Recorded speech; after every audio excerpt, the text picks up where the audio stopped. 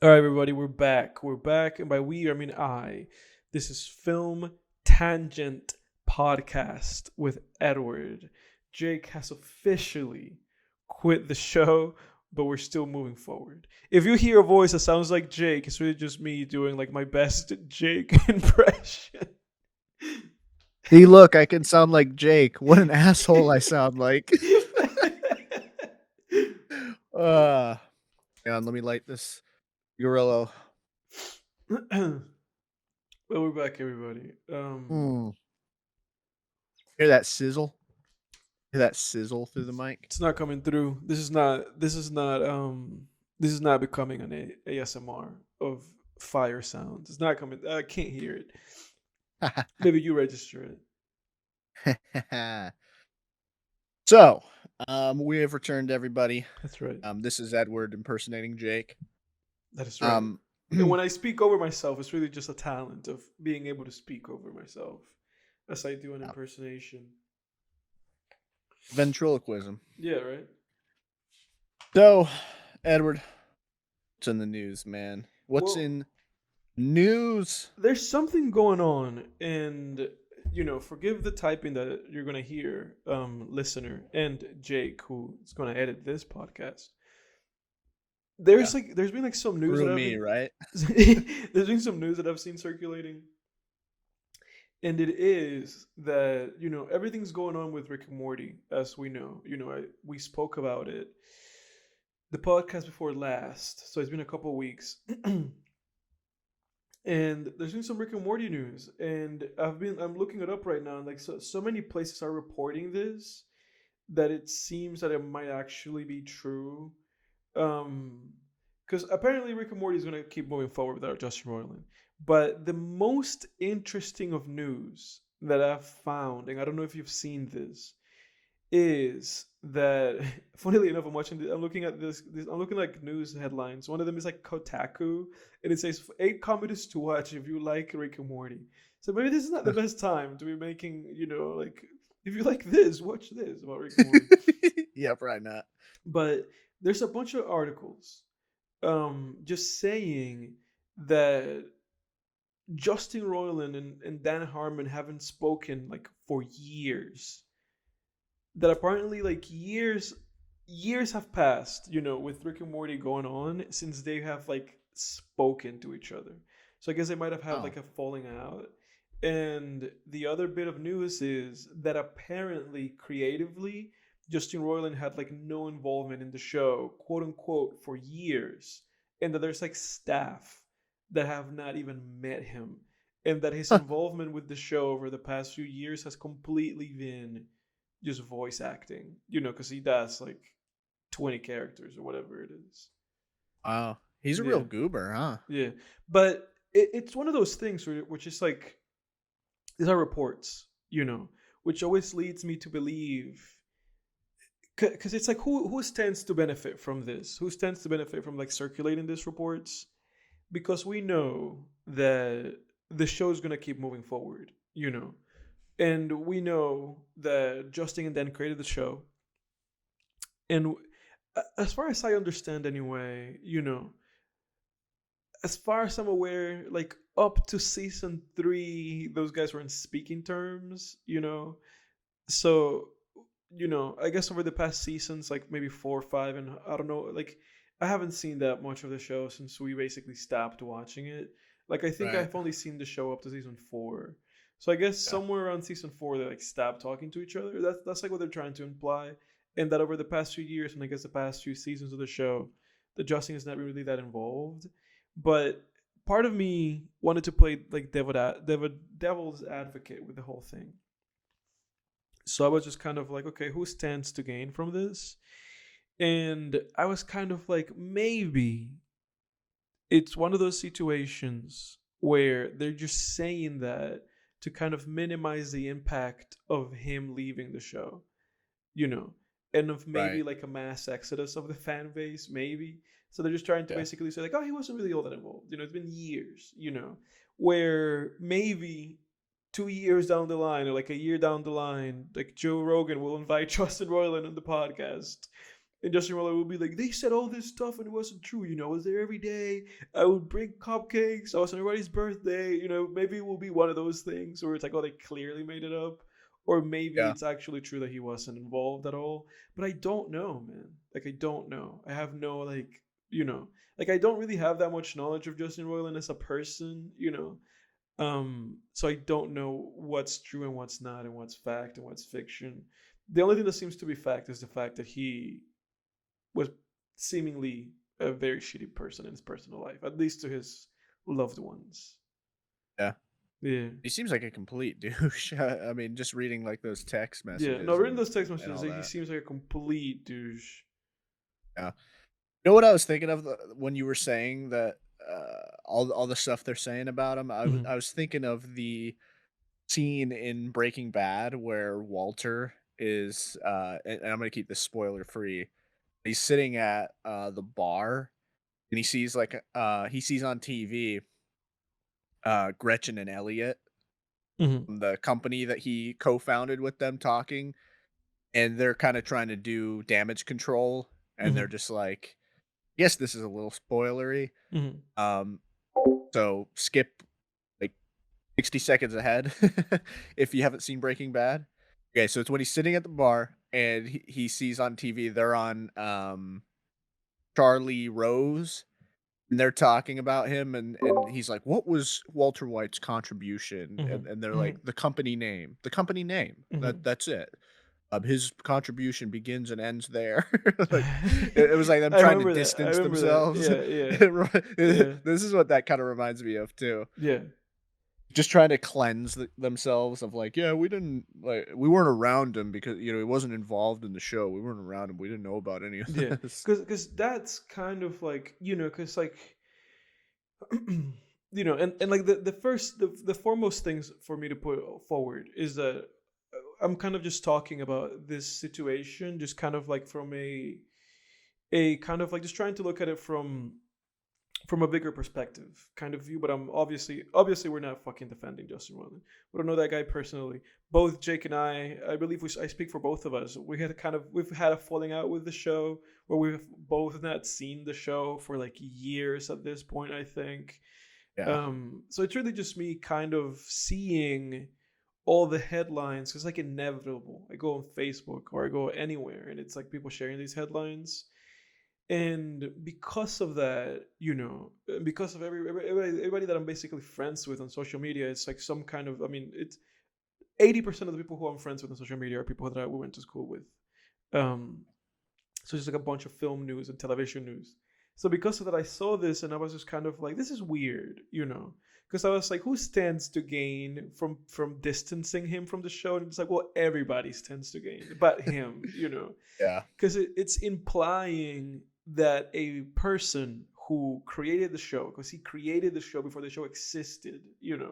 Like this characters in this show kind of existed like years before this show actually materialized on television. You know, it's like implying that the person who created the show, who voices like 80% of the characters in the show, who voices the two titular characters, Shrek and Morty, like it's basically implying the guy who basically manifested this into existence, he doesn't really have anything to do with this.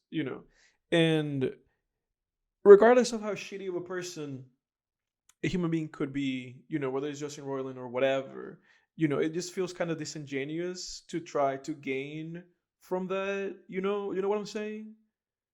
Yeah. No, I Where totally get it. where it's just like if the man did wrong, and it's just like, well, then let's all not benefit from this, and Right. let's not try to then make 20 seasons of this show, like kind of like by like sacrificing his cadaver and like building like a house over it. You know what I'm saying? Yeah, yeah.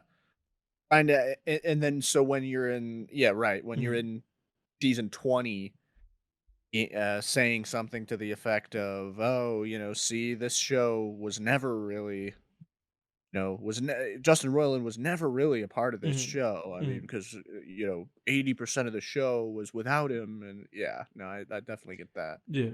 Because at the end of the day, I mean, I don't know, I feel like I kinda have to call bullshit on it. Hmm. Because when I get Dan Harmon, his writing chops, he brings like a lot of writing and producing chops to that show, Mhm. and has his yes, his imprint is all over that show in Mhm. terms of the structure and the character development and stuff. But, another part of me is kind of like, don't bullshit me. I mean, Justin Roiland's, you know, his stamp is all over Yeah. these episodes. His Yeah. humor, his writing Yeah. style. You're gonna tell me that Dan Harmon came up with all those weird jokes and all Yeah. those crazy situations? I Yeah. don't know about that. Yeah. Not so sure. Yeah. So But it's one yeah, it's one of those situations where yeah. it's kind of like, I guess we'll see, what comes out of this. And I just hope that at some point there's like a very clear narrative that just goes like, this is like the starting point of this is the end point of this, and this is what we've all agreed is the perceived like truth, of the whole Right. situation. Because in a way this is a show that was kind of setting itself up to be the Family Guy of our generation, the Simpsons, Yeah. Hmm. um the show that Absolutely. that became a big thing where we're, in our late teens, early 20s, and that, when we become like 40-year-olds, it's like still on television, the Mhm. 20th season of whatever, South Park. Right. Yeah. Yeah. Yeah. Well, I guess we'll see how it is without him. Then we'll it's been on long enough though to where people can replicate humor and Hmm. everything now. Hmm. So, again, maybe what I was saying is off base, because it is at the end of the day, you can replicate. Hmm. You can make like I could write Interdimensional Cable 3, Hmm. right? And have similar humor, similar jokes in there, and it would appear as if Justin Roiland touched it, but he Hmm. didn't. You know what I mean? Yeah. Um, Yeah, I because guess I'm now, kind of talking myself up there, well, but no, but no, what you're saying is true, because it's basically the idea that, because it already exists, we've all kind of assimilated it, and now you can really look back at it and be like, I'm gonna just, it's like after Van Gogh came around, it's like once right, he already existed and everybody can copy his paintings, it's kind of like the same idea of it just being like, this now exists in the yeah, atmosphere and everybody has access to just basically doing that exact same thing again. yeah, It's not new. yeah. It's not new, Justin. You're done. It's over. Oh, Justin is done. No, That's for Justin is sure. done for sure. Yeah, that guy's done. Talking about being done, I'm gonna bring this back up. This is another topic that I wanted to like kind of address with you, just to see if you had like news about this. Because funnily enough, this is like one of the main topics that you and I talked about on our as of this moment most popular episode. um, Cobra. yeah, the Cobra episode is like the most popular episode of the show at this point in time, which is fascinating. Um, which kind of I just almost like, wonder if I wonder if it's because Andrew Tate is mentioned in it. well, that's what I was gonna say to you, because and that is exactly who I was gonna bring up, because I wanted to ask you if you had any news about that, because like I haven't been paying attention. because like I went on social media and I don't follow this guy on anything, so I think he was just like promoted, and it was Yeah. like a post from him saying like, I would never kill myself, and I was like, oh, I was like, oh, I guess it's back, and I guess he's trying to Yeah. state that if for some reason he dies, it wasn't his own doing. Yeah, right. Okay, yeah, because the Matrix is gonna come after him, and Mm. no, and I actually thought of him the other day because I don't remember what made me think of this. I realized something. I realized the number one reason that anyone out there who's listening, anybody in the world, should question their religion or political beliefs or whatever, especially religions and any sort of group or movement, right? Hmm. Because I realized something. At cults, personally, I consider religions very cult adjacent. I think Hmm. the different main difference between a religion and a cult is that a religion is just bigger. Hmm. Um, foundational belief. of any cult, every single one. Do you know what it is? The foundational belief of every cult. The foundational belief of every single cult, regardless of all the other things Yeah.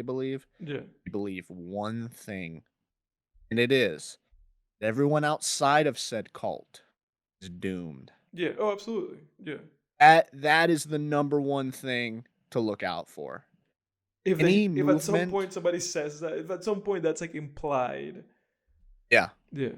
Because you think about it, right? You look at all the major world religions, right? They all say more or less. There's different.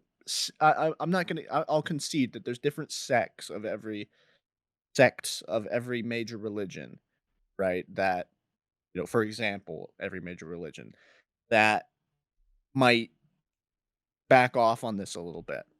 I accept that. Mm. For the most part, every major world religion has it in their mind that anyone who doesn't practice this religion, right, is doomed. Hmm. Right? You don't accept Jesus as your personal Lord and Savior, You're you are done. You're doomed. done. So, son, you're getting no Right? You don't soup from the soup kitchen. right, you don't believe in the prophet, you're doomed. Like you don't uh Buddhism, people who don't uh, partake in Buddhist practices, they build up bad karma, right? Hinduism, anybody who doesn't adhere to Hindu practices, not eating pork or beef or whatever, doomed, right? Andrew Tate's following, right? Everybody outside of us, they're the matrix. That's the matrix. They're plugged in. They don't know, right? That that is the biggest warning sign to me. Hmm. It's the foundational belief of any cult that everyone outside of said cult, they are lost. They're lost. Hmm. And yeah, it's really sad. It's probably the most frustrating part of cults.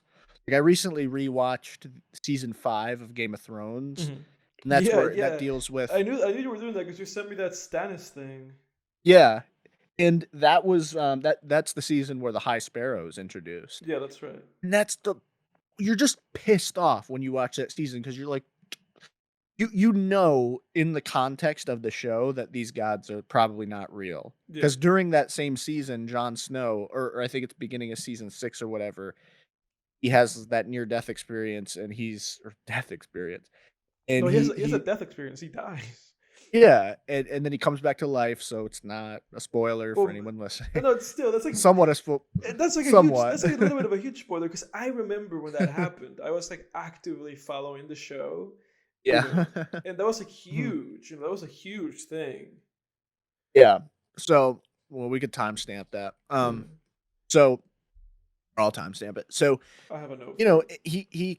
when he comes back, he basically says, "I saw nothing." Right. So we know, okay, they're the religions within this Game of Thrones universe are wrong. Yeah. Right.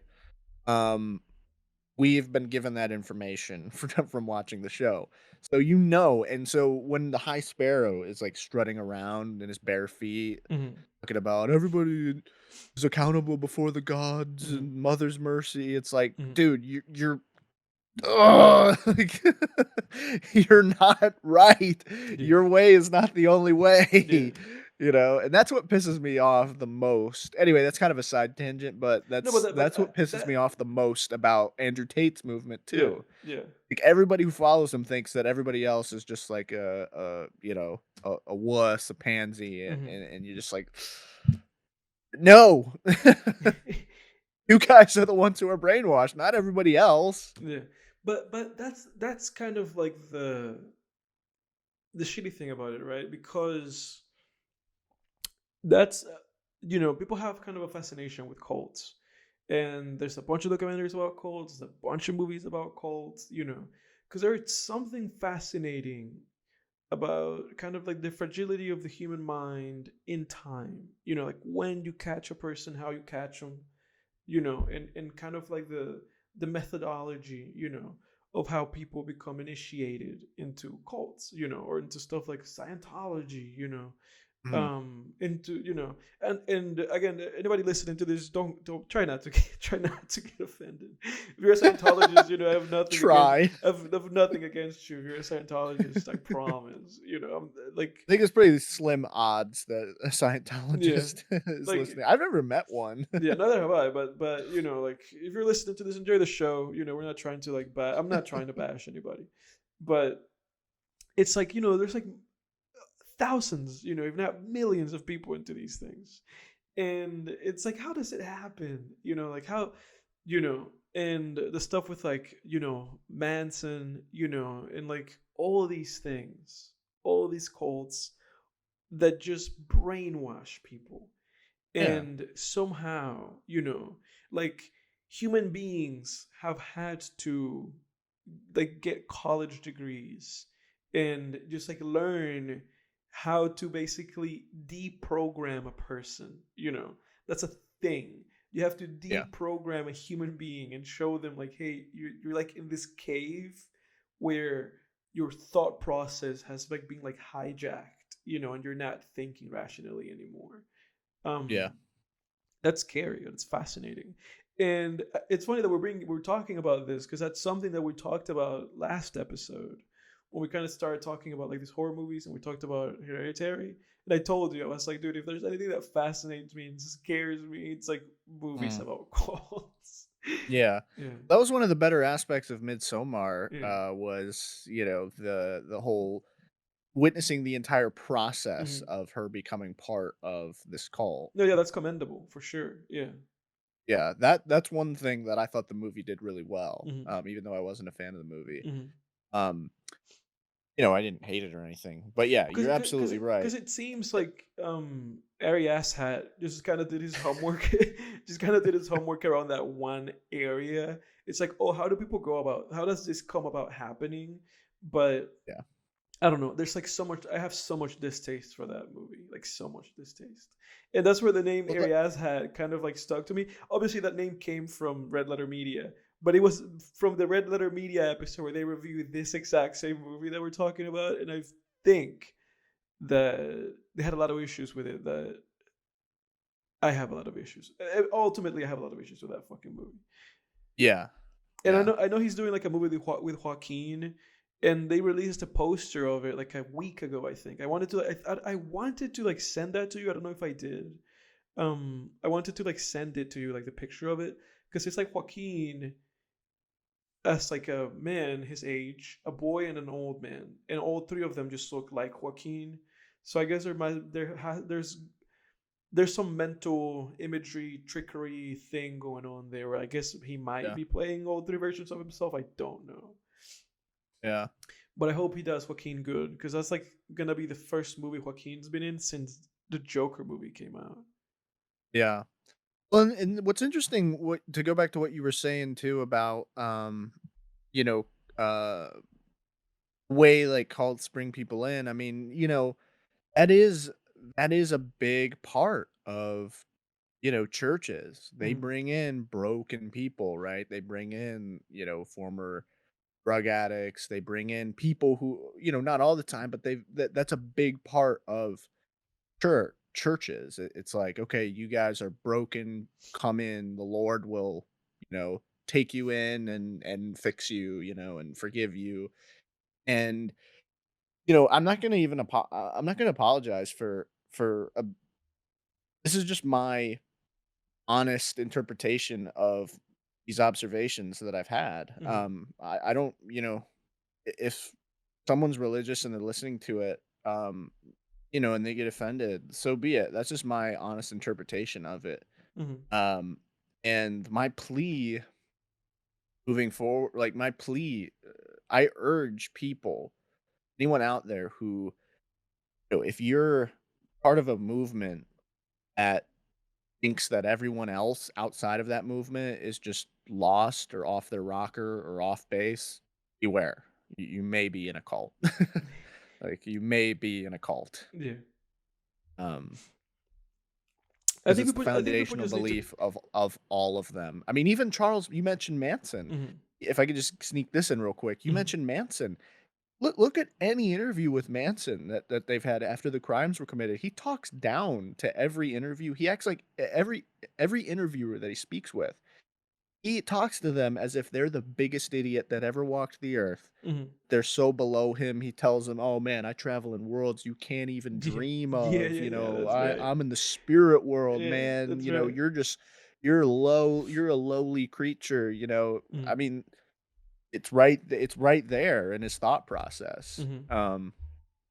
So I urge. I don't care. You know, I don't care.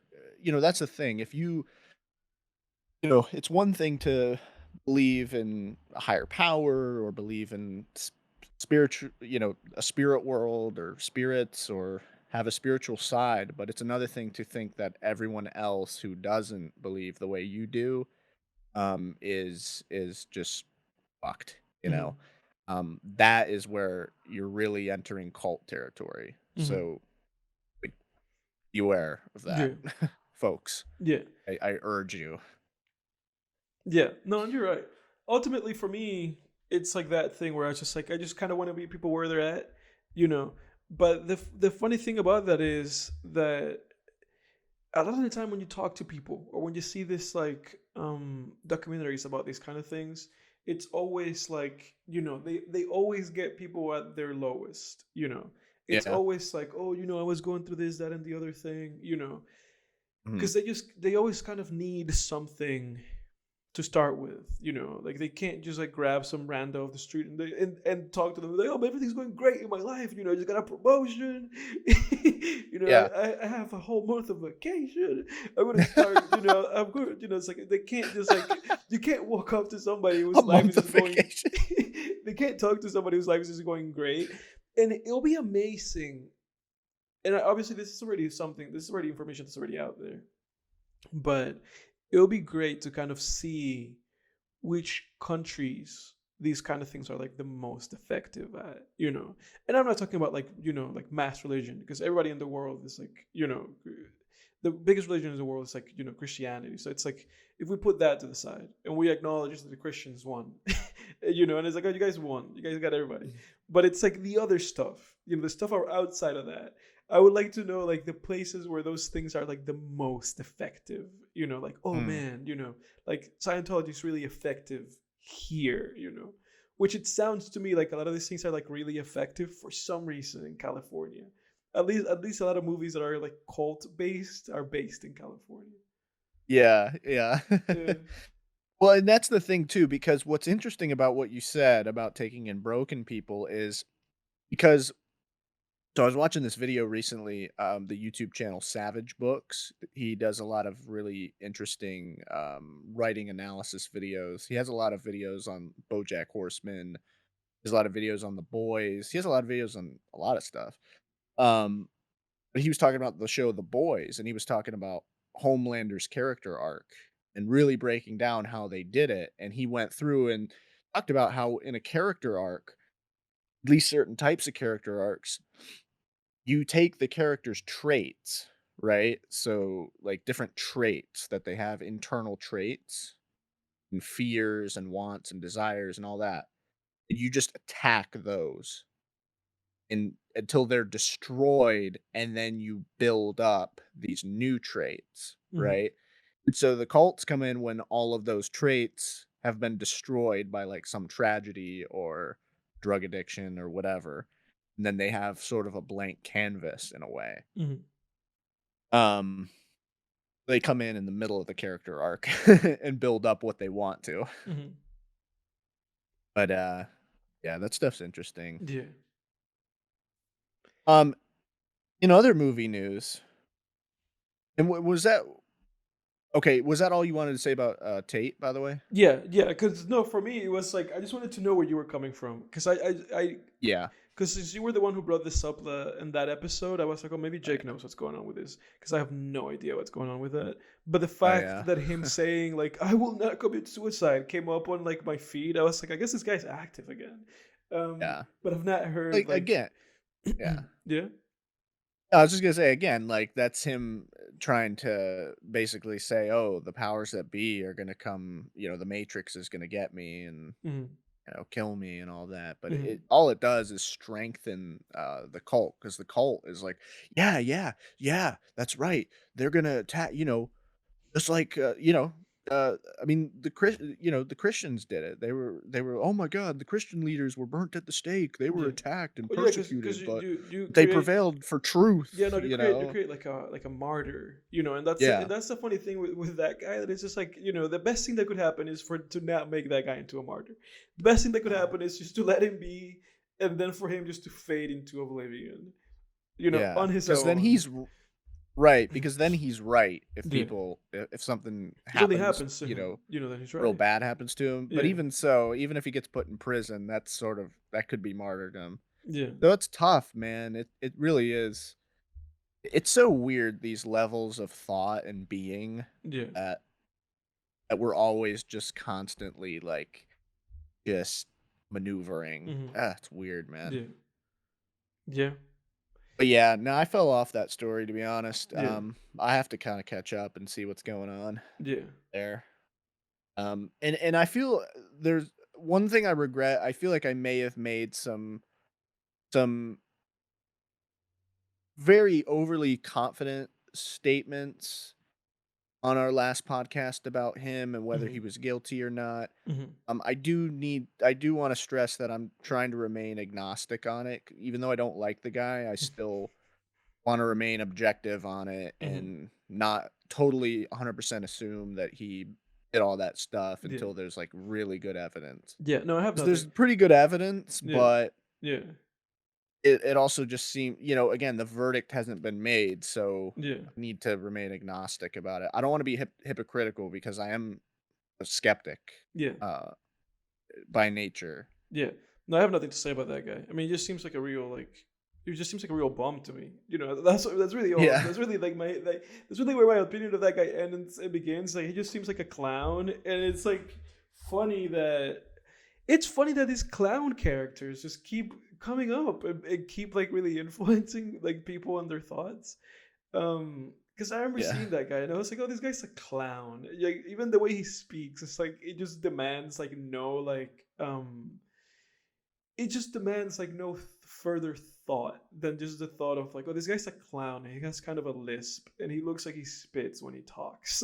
That's really like the that's really how far my thought went about that guy. I was like, oh, this guy looks like if I talk to him, he's gonna spit on me, and I'm gonna be like, dude, you're gross. It made me think of that Eminem song. I spit when I talk. I fuck Yeah, anything it wants. yeah. I think that probably represents that guy pretty well. Just a Yeah. goofy clown. Um, Yeah. yeah, and he's Fucking in goofy, jail, so man. I guess we'll see what happens to him in Romania Yeah. if they release him. Yeah. Yeah. Some movie news I wanted to cover real quick. So, did you hear, and I need to verify this. I need to fact check this like Hmm. real quick, Hmm. but apparently, yeah, okay. I'm seeing it now. What's going on? Amazing.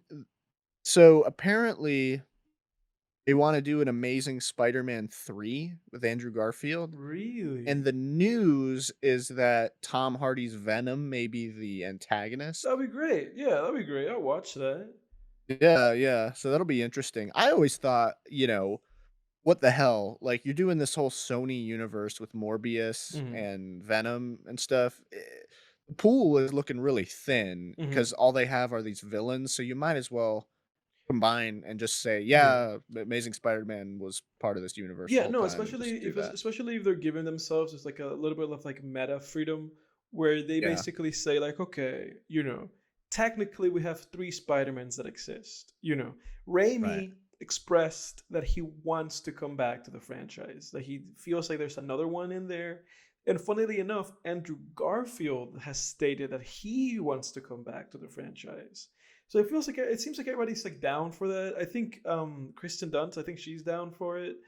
So Yeah. it kind of seems like the writing's on the wall, and just kind of it's kind of like it just kind of seems like it's staring at Sony in the eye and being like, "Do you want this money? Because if you want this money, it's there. You can make another Yeah. Spider-Man."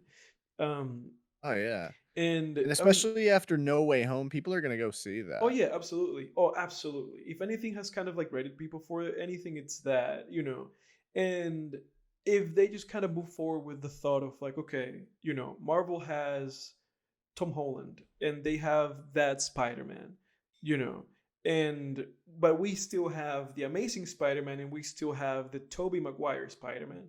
Everybody from the Tobey Maguire Spider-Man says that they want to come back, And if the Amazing Spider-Man thing's happening, like if Andrew Garfield's down for it, then that sounds great, Like Yeah. I'll watch those movies. Like Spider-Man is like it's that character for me where I will watch any Spider-Man thing at least one time, you know. Yeah. Like he's that character. Like he's like my childhood character. So that's why I've seen all of them, even like the shitty Tom Holland ones. Like it's really just because I'm fascinated by that character. Yeah. No, I agree with that. And here's another thing too. Do this just do the whole Sony universe, but throw Andrew Garfield Spider-Man in there because I mean, all the movies suck. Yeah, So like just they have all the do. suck Yeah, universe. they really do suck. Yeah, they just have it like that. Just embrace it because people like Just those call movies. just call it the MSU, like Yeah, the no, or no, the CSU, like the cinematic suck yeah, universe or whatever. It's just they all suck, yeah. you They all know? do. But as long as they don't Just bring do back, that. they shouldn't bring back Mark Webb. Like the only thing that guy had that was good for those movies was his last name. They didn't really have anything else. Like Yeah. just leave that guy alone and bring somebody else to make those movies. Yeah. Bring in dude, you could do a good Andrew Garfield, an Amazing Spider-Man 3, like, Hmm. hit a home run on 3, struck Hmm. out Yeah, twice, hit a home run on the 3rd, yeah. And some people, you that some know? people would argue that you know they got to first base once and then they struck out with a second player, and now they have an out and a person in first. Yeah. I would not be one of those people, but, you know. I don't think you Yeah. would be either. No, I wouldn't be that either. But Oh, they have another out. They're not. It's not game over. They have another out. They can make a third movie. yeah. Um, oh, there was one other thing I was gonna say about, Amazing Spider-Man. You know when you try to think of what you were gonna say about it, and then the harder you think, it's like the more you lose it? Yeah. No. Yeah. That Yeah. that's happening to me, that's happening to me right now. That's one of those tough Amazing feelings. Amazing Spider-Man 3, Andrew Garfield, I think I lost it. Fuck. You've lost it, man. Yeah, I think so. Anyway, I thought maybe I was gonna. Oh, this is what I was gonna say. Okay. Yeah, is that character? um, that character is has been in limbo too since Hmm. the end of the second one. They samurai jacked that guy. You Hmm. know, Hmm. like he's just been in character limbo, Hmm. where it's just they canceled that Hmm. series. That doesn't often happen with films. They Hmm. usually tend to films. They tend to finish those out. Hmm. If they have a film series, they're like, "We're gonna finish this, even Yeah. if it's crap." Even if it's But that crap, was yeah. such crap that they were like, "We're done." Like, So that was the last one. Even though with yeah, that last one, they set up like five other films. yeah. They were just like, "This is such mega crap that we're just toasting it, man. It's toast." Yeah. Speaking of, but you never saw the final season of Samurai Jack, did you? I did not know. I haven't, I dude. want to recommend that. I haven't seen the first season of Samurai Jack. You don't even have to. I Yeah. mean, I could just what skip what I right to the thought was last one. well, because what I thought was interesting, because you saw a couple episodes I with did, me, and yes. I only watched like season one because it Hmm. was a kids show, and it was just kind of like, all right, I get it. Each episode he tries and fails to get back to his timeline. It was boring. Samurai Jack was boring. Oh, you think so? Yeah, because it's like I remember watching those episodes with you and thinking, because they canceled that show, Yeah, and I was like, this show is really fascinating, and it's like obviously very visually interesting. But every yeah, episode, I was just kind of like, whatever, like let's get this over with. yeah. No, Yeah, I could definitely see that. it's like with that. Because It's like what? with that show Primal, which is like another show, kind of like Samurai Jack.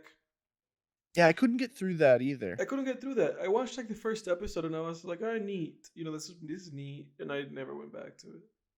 Yeah, that's the thing. Tarkovsky. Hmm. I think I said his name right. He makes like really visually fascinating Yeah. shows, and he's a very good visual storyteller where he Hmm. doesn't have. I mean, Primal has no dialogue; it's Yeah. just all visual Yeah. storytelling. Yeah, there is something about his shows that it just feels like something's missing. Yeah. I will say though, the final season of Samurai Jack was pretty badass, Hmm. because they did something interesting with that. Because they what essentially happened was, okay, Samurai Jack gets canceled, right? Everyone who watched it as a kid grew up. So then when Gennady Tartarovsky, I think it's Tartarovsky, something like that, comes back to do Andrei Is it Andy Tarkovsky, Tarkovsky or is it Ingmar Bergman? Ingmar Bergman. Bergman. Inside joke, ladies and gentlemen. Yeah. So when he came back to finish the series out, he was like, okay, well, all the fans have grown up. Hmm. So they did it on Adult Swim and made it R rated. Hmm. And It's there's pretty even cool. a moment in one of the episodes where Samurai Jack has like his first kill, because in the Really? old show, to get around the violence issue, they just had all his enemies be robots. Yeah. So he would just Like like that the destroy robots. exactly, the Yeah. demon Aku or whatever in the future, he just had all these like robot armies, and that's Hmm. how they got around the violence issue. Hmm. Then they had an R-rated show in the final season, and they got to explore his character, and it's like the final season of Samurai Jack is like really dark and Hmm. gritty, and it has like a really good ending too. Yeah. It, yeah, so I would definitely recommend the final season of Samurai Jack, because Yeah. even if you could have seen one episode from the early season, and you'd be able to watch Yeah. from the early seasons and be able to watch the final season no problem. Yeah. Because all it is just trying to get back to the past, Samurai Jack. Samurai Jack. Yeah. Yeah. That also had become a meme for us, hadn't it? Yeah, yeah. Um, so I thought that was kind of cool with the Amazing Spider-Man 3. In other movie news, they're coming out with another Alien movie is in production. Did you hear about this? Is it again with Ridley Scott? Is Ridley Scott doing this again? No, it's directed by Ade Alvarez. Really? Yep, Wow. yep, Okay, that's great. That's like actually like great news. yeah, If there's a filmmaker that I never think about, like ever, I never think about that filmmaker, but whenever anybody says something about that filmmaker, I'm always like, yes, that sounds great. It's Fede mhm, Alvarez. yeah. Because he did Evil He did Dead, Evil which was Dead. awesome. Hmm. That Evil Dead movie that he did was badass. Yes, it was. And then he did Don't Breathe, which was also badass. Hmm. I loved that movie. Besides a couple of, contrivances that we Yeah, all know about. If you've seen the movie, we don't even need to talk about them. We all know them. yeah, Um and yeah, but he's been pretty quiet since then. he has. Yeah, So, go ahead. no, go ahead. Yeah, but no, he has. He's been pretty quiet, But those movies, especially the Evil Dead movie, were so impressive and like so fun that I always just like I'm waiting for that guy to do something else, you know. And it never materializes, and I keep confusing him with the guy who did the alligator movie, like that Yeah, flooding movie. What's the name of that movie? Crawl. Crawl. Yeah, I keep confusing him with that director. Alexandre Aja or Yeah, whatever. I keep confusing him. So every time that Alexander Aja comes out with something, I'm like, oh, that's a new Fede Alvarez movie, and then I'm like, oh wait, that's not that's not Fede Alvarez. Fede Alvarez has not been doing anything. Yeah. What's Alexandre Aja up to these days after No, Crawl? he made a movie. I think I recommended it to you. He made like this Oh, Oxygen, that's right. yeah, he made that Oxygen movie on Netflix, which is actually pretty interesting. It's a fun time. Oh, okay. Yeah. I I barely remember you talking about this. Oh, it's got Elizabeth Hansen. What else Mhm. do I know her from? Oh, she's in Inglorious Bastards. That's where I know her Yeah, from. yeah. No, it's an interesting movie. It's not like great. It's just like it kind of hooks you. You get hooked into it. It's kind of a movie like, and I think you've seen this movie, that movie Buried with Ryan Reynolds. I have not seen that You've movie not seen actually. that? Yeah. But or like Lock, like it's a movie that kind of takes place in this one location. It's a battle movie, but it's really interesting. Like I think it like I watched that and it just had me. I was just kind of like, oh, I'm sticking around for this. Yeah. Yeah. Interesting. Looking at his, I've seen Crawl. I've seen his The Hills Have Eyes. Um, I thought that was okay. Mm. Like it was pretty fun. It was trying to be. It was definitely trying to be Evil Dead, which is hilarious because the original Evil Dead was Sam Raimi's attempt at The Hills Have Eyes, basically, Mm. something like that to that effect, where it was very carnage horror, you know. Um, and I haven't seen Piranha. Have you seen Piranha? Mm. No. Yeah, I know there's people who. that's been on my watch list for a while. Yeah, because that movie kind of has like a cult following. Yeah, it Yeah. seems like a fun time. Yeah. And I definitely like water horror, ocean horror. Yeah. I Yeah. think that's when it's When good, it's at good, it's least. very effective. It's very effective. Yeah, Yeah. yeah, because it takes advantage of people's thalassophobia, which Mm. is like fear of depths, Mm. basically. Mm. Um, yeah, I want to watch that one. But I don't did watch you that. did you hear that Pixar announced that they're making like four sequels to their movies, and one of them is Toy Story 5. Oh my god! For God's sake, we don't need, dude. 3 was a perfect ending to that But series. somehow they made a fourth one, and I haven't seen the fourth one. I saw the fourth one. I think back when it came out, Mm. um, the girl I was dating at the time, we took her little brothers to see it. Mm. Um, and it was like, I mean, it was fun, Mm. It just very it just felt weird because it felt like the third one was just such a good you know, send off. Mm. And then it's just like, oh, they're doing another one, I guess. Mm. And it's just kind of it just felt very epilogue y, like, oh, I thought the story was done, but it's still going. Yeah. Which, whatever. These are kids' movies. Yeah. Gives a shit. But yeah, like there's that element of it, where it's like, oh, but for some reason, I'm not it downplaying your starter, by the way. I love Pixar. no, no, no, but that's like that's kind of the shitty thing about it, that it's like I think Toy Story 4 won like an Oscar for like best animated feature or something like that. Mhm. And it's like it's like I remember watching a video called like "We Have Accepted Mediocrity," and it was kind of just talking about like film or something like that. But I think about that title sometimes because it's like this is the equivalent of that. It's like we've all just become creatively complacent with like these shows and these movies, where it's Yeah. like we all realize, it's like we're all aware that Pixar is just trying to fulfill a bottom line, but at the same time we are also all guilty of just kind of like contributing to this, because you know that Toy Story 5 is going to come out, and you know that every man child in the world is going to be like Toy Story 5. And in that Yeah. movie theater there's going to be an equal combination of children and man children watching Toy Story 5. Yeah. That's the thing.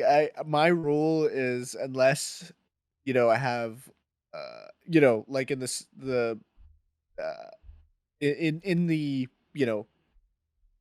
event Mm. that I went to see Toy Story 4, right? Like I was dating a girl who had little brothers and we went to see it. Mm. Or I didn't say 5. I don't think I said 5. I said 4, right? Anyway. Mm. 4. Um like my rule of thumb is, if I'm gonna see one of those in theaters, I have to have like it would have to be if I had like a son, Mm. or I was about to say this in a way that was gonna sound really like dumb, Yeah. well, like really bad. Yeah. You have to have a little kid with you. So that doesn't sound right. No, but you have like you should have like a little cousin, like, a son, a daughter, whatever. Like if you're just a grown man going to see this, in theaters, I have to question you a little bit. Yeah, Yeah. No, but uh, there's so much of that, especially like in today's age, or like all this like infantilism that people do to themselves, you know. yeah, Because somehow too, I feel like a lot of the Star Wars films kind of encourage that because there's a lot of that going on with those movies. There's little kids movies. Like if you go to yeah. see like if you go to see like one of those Star Wars movies, like Star Wars like the Revenge of not Revenge of the Sith, like one of the new ones. Rise of The Skywalker, yeah, that or like the what's his name, the Ryan Johnson one, Last Jedi. The Last Jedi. Like the Last Jedi is a kids movie. Like it's just a kid. Yeah, It's just a silly kids movie where unexplainable things happen. The plot conveniences are abound, and everybody's a Mary Sue or a Gary Stu. You know, like Carrie that. Stew. That should be like that for that movie. That should have been like the credits should have been like Adam Driver as Gary Stu. You know. Yeah. Uh, I don't know. No, I think if the movie's PG-13, I can give it a But pass. you You know how know, many like movies if are it's PG Trent. 13? Like I think you could take the last Cars movie and go like that's a PG 13 movie. But we all know No. collectively that we all know like that's a baby's movie. That's a rated E for everyone. You know. Well, I don't know. I mean, I think there's something you got to admit though. There's a gap between like you wouldn't. I don't think I'd raise an eyebrow at someone who said like, "Oh yeah, me and my buddy went to go see the new Transformers film." No. But And obviously this I is would raise an eyebrow if someone was like, "Oh, me and my buddy went to go see Monsters Inc. Ink. 3 Yeah. together," or like Toy Story 80. I'd be like, "Oh, Well, okay. and that's the funny Did you thing, guys right? get some cotton candy before?" And that's kind of the line that you and I are walking, isn't it? Because you know, 20 minutes ago we were talking about, or at least I was saying how I was like, if there's a new Spider-Man movie, I'm there day one, you know, and Yeah. you know that's the line where it's like there's certain things that are like man child approved. You know, if there's a child, there's also a man childless at the movie theater. You know, nobody's gonna bat an eye. You know, and everybody's gonna be like, "Oh, that was great." You know, but like you said, you know, if you're gonna go see the Puss in Boots movie, you better not be a man by themselves. Yeah. You better have a kid with you. You gotta be a Oh god. company. Yeah, So yeah. someone who ends up on Chris Hansen shows like, "Okay." God. This is off the rails. Yeah, we're getting off the rails. What we're trying to say, ladies and gentlemen, is that basically you have to do whatever Edward and I would do. Yeah, exactly. Do what I do, live as I live, and do what I say. That's the See, motto, isn't it? well, and that's the thing that so I feel like film nerds and film critics, like if you're a professional film critic or a film nerd who's an aspiring storyteller, Mhm. you sort of get a pass because you're like, well, I just like all stories, Mhm. all stories I can learn from. So you sort of get a Mhm. pass for watching like kid stuff. Mhm. But I don't know. I'm someone who I don't really, I don't go out of my way to watch any kid stuff. To be honest, like, people out there are like Jake totally watches kid stuff. Oh Yeah, yeah. whatever. Okay. Um, Jake's favorite movie. Jake's favorite movie is Chicken Little. Ants. Yeah, it's Chicken Little. A Bug's Ants Life. with a Z. Yeah. Bugs Life is good, man. What's the one with Kevin Spacey in it? Bugs Life, yeah. Bug's Life. Okay. That's where he I plays the I grasshopper. always get those movies confused. Like I know that the ugly one is Ants. I know Ants is like the hideous movie. The movie's hideous. Yeah. Um. Oh, dude, Uncanny Valley in Yeah. that movie. Yeah, that movie's Dude, hideous. dude, no shit. So I'm gonna tell. Dude, so when I was a kid, when we were kids, that movie would sometimes come on Cartoon Network. Yeah.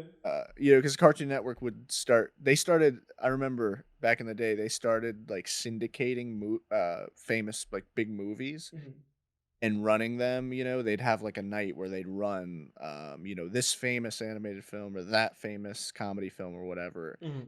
And there was, they would sometimes run Ants.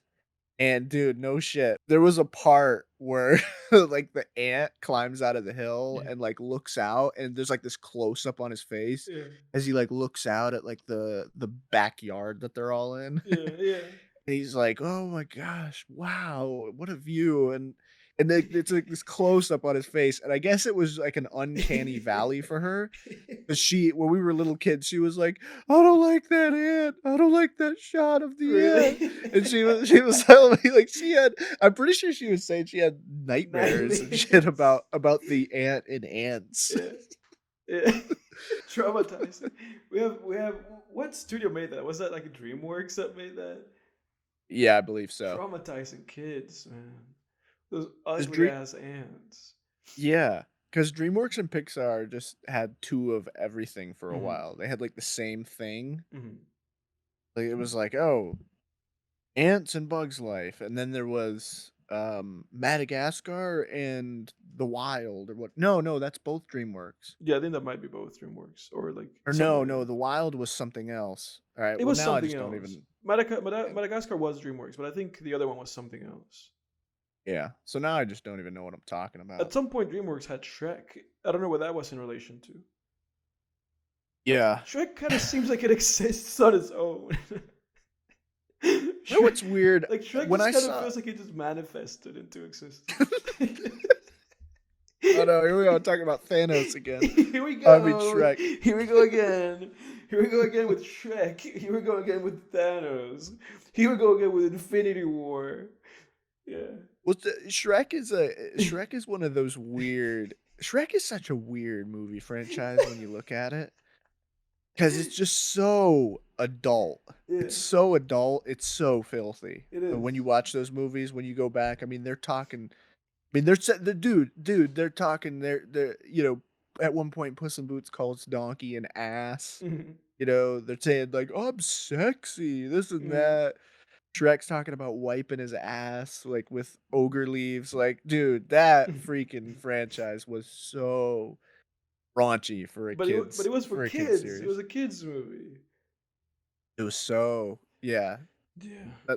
that franchise is nuts, dude, and it's That movie still won. going. That movie won an Oscar, man. What Shrek did for Shrek, animated film? Jake, Shrek won the first animated Oscar for an animated feature. I hope the Oscar like, the Oscar statue has little Shrek ears. Like the first animated movie to ever win an Oscar was Shrek. Shrek is groundbreaking. Yeah. I'm looking up like the 2001 Oscars. So like, give me a second here while I do this, because I want to see like what else was like in competition. And while you're doing that, I'm just gonna say that keep in mind, ladies and gentlemen, that the Shrek franchise is still going because the Puss in Boots movie just came out, Yeah, and that's what's so weird it about is. It is. It just spin-offs. came out, and and that Puss in Boots movie is nominated for an Oscar. Correct. Yeah. That's the thing. That's the weird thing about spin-offs. We often forget because the spin-off will become so popular that we forget that it's even part of what it spun off of. Mhm. Like a great example of that are the Rabbids. You remember those things? They were the Minions before the Minions. Mhm. And those were a Rayman spinoff. Yeah, Ain't that's right. nobody remember Rayman, Yeah, dude. yeah, because Those the things second thing were became more popular. yeah, Mhm. exactly. Mhm. But these are the movies that were nominated, by the way. Okay, you ready for this? Yeah. So the 2001 Oscars were a competition between Shrek, excuse me, Jimmy Neutron, Boy Genius, and Monsters Inc. I can't believe Shrek went out over Monsters Inc. But it was a very thin competition. It was really either Shrek or Monsters Inc. Like it was one or the other, but Jimmy Neutron had nothing. That Jimmy Neutron movie had no business being there. Yeah, Jimmy Neutron made on a fourth year animation grad student's laptop. Yeah, no, that movie had no business being there. No business. Yeah. Dude, Monsters Inc. so much better. Yeah, I mean it is. Yeah, but Shrek is like incredibly enjoyable anyway. I love. I mean, I love watching that movie. Like Shrek 1 and 2, I It's love those true. movies. Love Oh it, yeah. even as a grown man. And it is because of the stuff we talked about. Like, it just has so much like grown adult humor in there. Yeah. Yeah. I'm Yeah. looking I'm looking down the list of like all the Oscar like winners for animated features, and for a long stretch it's just Disney movies. Like, Yeah. it's just Disney movies. Like, it's just Disney movies. Everything that wins is a Disney movie. Even in years where there was like great other animated films, like Big Hero 6 won in 2014. Nobody remembers that movie. But there were movies that year. How to Train Your Dragon 2 was that year. Song of the Sea, which is like a great movie, was that year.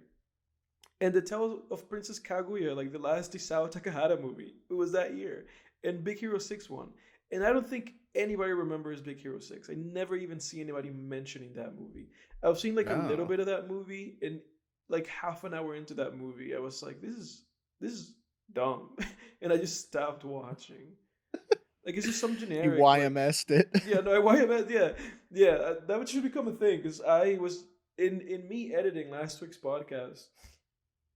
When you said that you YMS'd Elvis, I just started laughing out loud. Just like re-listening to that. That was hilarious. I had to, man. Yeah.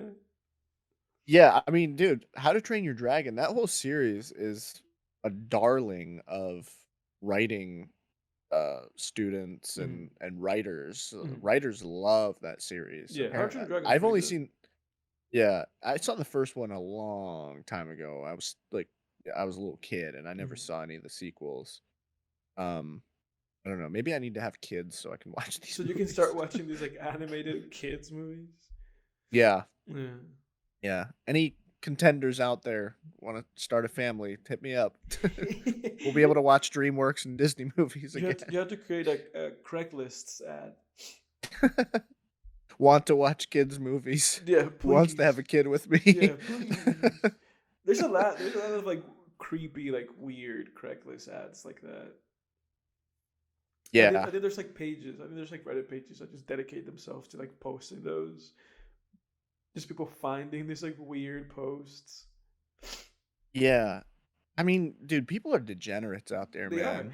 And I mean, go ahead. that brings me to something that I didn't know existed. And it is that in YouTube, there is, and like, YouTube is one of those weird places where it's like, at some point, in you having like a YouTube account and like subscribing to channels, at some point you kind of create like a bubble around yourself. Like, my YouTube feed is just movie stuff, like movie reviews, movie analysis. Like, it's all movie stuff, and then like tennis stuff and Yeah. music. Like, that's all my YouTube is. So if I click on YouTube, it's just recommending me tennis videos, or recommending me like Anthony Fantano reviews, or recommending me like YMS videos or something. But other people are having other experiences. And I've learned that there's like a bunch of videos, like there's entire channels just dedicated to creating compilations of dinosaurs fighting over like silly music, like for kids. This is like kids stuff. But when you watch it, you kind of think to yourself, like, well, this is not really kids stuff. Like, this is kind of violent, like dinosaurs beating each other up, animated or like movie or like anything. Just a bunch of dinosaur fighting stuff over like Yeah. silly, like Maroon 5, like pop songs. That's so weird. And whenever I'm exposed to stuff like that, I'm always just like, this is the strangest thing. Like, again, like you and I are people who don't have kids. And I remember when I was exposed for the first time to Coco Melon. Have you seen that stuff? No. Do you even I know think what so. that is? You know what Coco Melon is? I almost feel like I've Coco Melon. Coco Melon. Yeah, Coco Melon. Oh, uh, It's like a kids show. it looks familiar, but all this stuff kind of looks the same. Dude, it's a kids show. And it's horrendous. Like, it's horrendous. The animation, it's like, the animation, it's like it's as if you yourself, learned how to animate, and then you were like, I'm gonna animate a whole show on my own. Like, it's the It doesn't worst. look that No, dude, bad. it's the worst. It's the worst. It's the It worst. does Like, that animation does not look that bad, no, dude. dude, it's the worst. I've seen it. I've seen your audio is coming in through like the thing that you're Yeah, because watching while this. playing one of them. Like, it's not surface level like the worst. It's the worst if you pay attention. So Yeah, I basically, guess so. it's as if you and me both were like, we're the animation team for this. So there's like a certain level of like two people are going at this, but the details are not there. Like, that show is horrible. The songs in that show are horrible. Like, it's insufferable. But seemingly, people who have kids are like exposing them to that. And every Yeah. time I'm around people, and their kids are like watching that, I always think to myself, like, if I was a parent, I wouldn't be subjecting myself to this.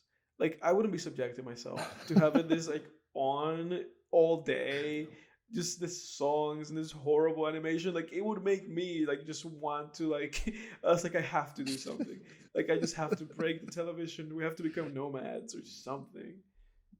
It's funny you say that because my buddy just had a baby. Him and his wife just had a baby Yeah, a few months ago, yeah. and they I saw them a few weeks ago. Like, we got together for dinner, and Mhm. they all knew, like, they were like playing with the baby, and they were singing like all the songs to him and stuff, and they just had them memorized because that shit's just looping all day. It's just Like, looping dude, all when I day. that's the thing. When you're a kid, you will watch the same stuff over and over again. Mhm. Dude, when I was a kid, I think I watched The Jungle Book daily Yeah. for like a year. I mean, it was like routine. It was like, all right, 12 o'clock, time for PB and I mean, J, Cheetos, and The dude, that's Jungle a Book. parent at some point just hate their kids. Do they hate them? Do they at some point go like, not again, not the Jungle Book? Like, that's Probably. and then you have like, as a parent, you probably have like nightmares. You're like, the Jungle Book. I'm gonna see it again tomorrow. That's the thing for me. One second. Let me read. I'm gonna reach over here. Yeah. That's the thing for me is like I sometimes I'll come home, right? Yeah. I'll come home from work, I'll stretch out, I'll kick back, and I'll throw on some R-rated show or R-rated movie, some horror film, whatever, Yeah. and I'm like, "Dog, I can't imagine having kids right now." Mhm. You know? Instead of like, imagine this, but I'm getting it's like the same thing, but I'm getting home and I walk in and like Coco Milan is like playing on the TV. Yeah. And my wife is just like has an apron on and she's just like, "Oh, took you long enough. Why are you late?" Like, the baby's crying. Can you please get him? Yeah. It's like, oh man. I would rather come home and eat and watch The Boys Yeah. The boys. Well, it's like, or or Mr. Robot. I just started that show. yeah, it's something. It's always that always in moments like that, I always kind of think about um the the Ben Affleck the Sound of Silence thing. You know what I'm talking about? Is that the one that he did recently with Ana de Armas? No, Or no? no. I mean, That this was is something like else, right? no, no. This is from when he did Batman v Superman. Oh, okay. This is from when he did Batman v Superman with Henry Cavill, and the two Right. of them had to go and be buddy buddies and like do interviews. Uh-huh. And it's like this interview where it's like a minute long video, and it just starts with a reporter saying to them like, so what do you guys feel about the reception the movies had? And Batman v Superman had like really mixed reception at the time, and Right. as somebody who's seen that movie, I don't think it's that bad. Like, and at the time, it wasn't really like rated that bad either. I think it just had like mixed reviews. It had like 50% or something like that on Rotten Tomatoes. But I've seen that movie. That movie's enjoyable. That was actually like a fun time for the most part. And the reporter just asks that, and Henry Cavill like really enthusiastically, because Henry Cavill just seems like a really like genuinely like enthusiastic guy about like these movies that he makes. Hmm. So he just like really enthusiastically like answers the question, excuse me, and as he's answering, the person who edited the video just like slowly zooms into Ben Affleck as the I can song, just picture it. as the song "The Sound of Silence" by Simon Garfunkel and Oates or whatever, Art Garfunkel and Paul Simon, like their thing, and it's like "Hello Silence, my old friend," as that Oh song, yeah. and it just zooms into his face, and he just looks like so deep, like in thought, just like somewhere completely somewhere else off in the universe.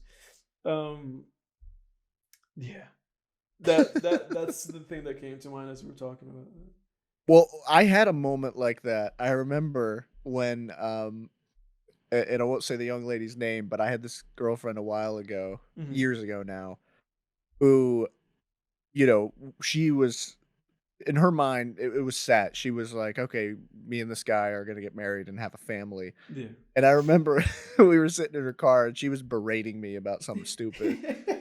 About something about, like, my room not being clean or something like that, and just calling me irresponsible and stuff, and believe me, I could have turned the tables on her with that conversation real quick, but we won't get into that. And I remember she was just talking she said she started going into, like, "I mean, Jake, when we have kids one day, are you gonna do this and that?" Hello, And dude, when silence, she my said old that, friend. yeah, it just I Goodbye, just remember staring at her boy. dashboard. Yeah, just, "Hello, darkness, my old friend." Like, and I was just looking at her dashboard, "Oh, fuck, this is my life Yeah, already." I was like, "I'm only 21." yeah, yeah, But it didn't, obviously, it didn't work out. yeah. Thank God. Yeah, Um, but yeah, I had that moment, dude. yeah. I find myself, you as a human being, you just kind of find yourself having moments like that every now and then of just kind of like thinking to yourself, like, what happened? Like, Yeah. like How'd I what get happened? here? And then, that whole like hello silence, my old friend thing. It's also just like not only the how did I get here, like how did I get here? This is the show, where you talk about how did you get there? Yeah. Rick and Morty reference. Um, but also to kind of have like a glimpse into your future, Yeah. because that's really like like that song and those like moments seem like a combination of how did I get here for Ben Affleck, like how did I get to this moment in my career where I made this Batman v Superman movie and it's like tanking critically and a critic's asking me about it, but also a moment in which you glimpse into your future. Because for Ben Affleck, he knew that he was signed on to make a few more of those. Yeah. He was like, "Oh, I have to make, the Justice League movie, and I'm signed to direct a Batman movie, and I'm Batman." It just seemed like it was him just kind of thinking, like, "Oh God, there's no way out of this." Well, you gotta think of the context too, because he was probably thinking of his colleague, Robert Downey Jr., and how many damn movies that guy had to Oh be in as yeah, Iron oh Man. yeah, And he was probably like, "Oh, man, holy shit, what have I done? yeah. And the I silly got 10 of these and left." you know what the bad thing about this is for like somebody like that in that position, that Downey was not wearing that suit anymore. Yeah. Like he wasn't wearing it. Like in the Rogan podcast, we talked about that. Like I think from like the second one of those onward, like the third Iron Man movie onward, he was not wearing that suit. Because see, he became Iron Man, so he knew he was like, I am the man. I am Iron Man. They need me, and they're paying me the biggest checks. Like he was getting paid the most money out of everybody. So Yeah. he knew that. So he just like talked to them and he was like, "Do you guys really need me to be in that?" So like he asked them, he was like, "Do you guys really need me? Do you really?" And he was like, well, "Could you just put some dots in my face?" And they were like, "Yeah, we could. We can." And then he didn't Yeah. have to do that anymore. So at least for Downey, he would just show up. But for like whoever plays Batman, they have to wear that suit. There's just no way around that. Yeah. And that Ben Affleck suit was like skin tight. Oh, yeah. Yeah. Yeah, that's true. Because Batman, you can kinda tell who it is. Hmm. Which was always kind of funny about Batman. It's like you could see the bottom half of this guy's face. You Yeah, can kind of tell like yeah. who it is. I saw like a dark joke about that, and it just said like Batman always had like the bottom of his face open so that the police would know who he was. Huh. It was just kind of like this joke because like when you look at Batman, it's just like it's all dark. He even wears like Oh, eyeshadow, so it's like so the police would know who he was. oh Yeah, yeah, no. it's that kind of Oh joke. Yeah, man. Oh yeah, god.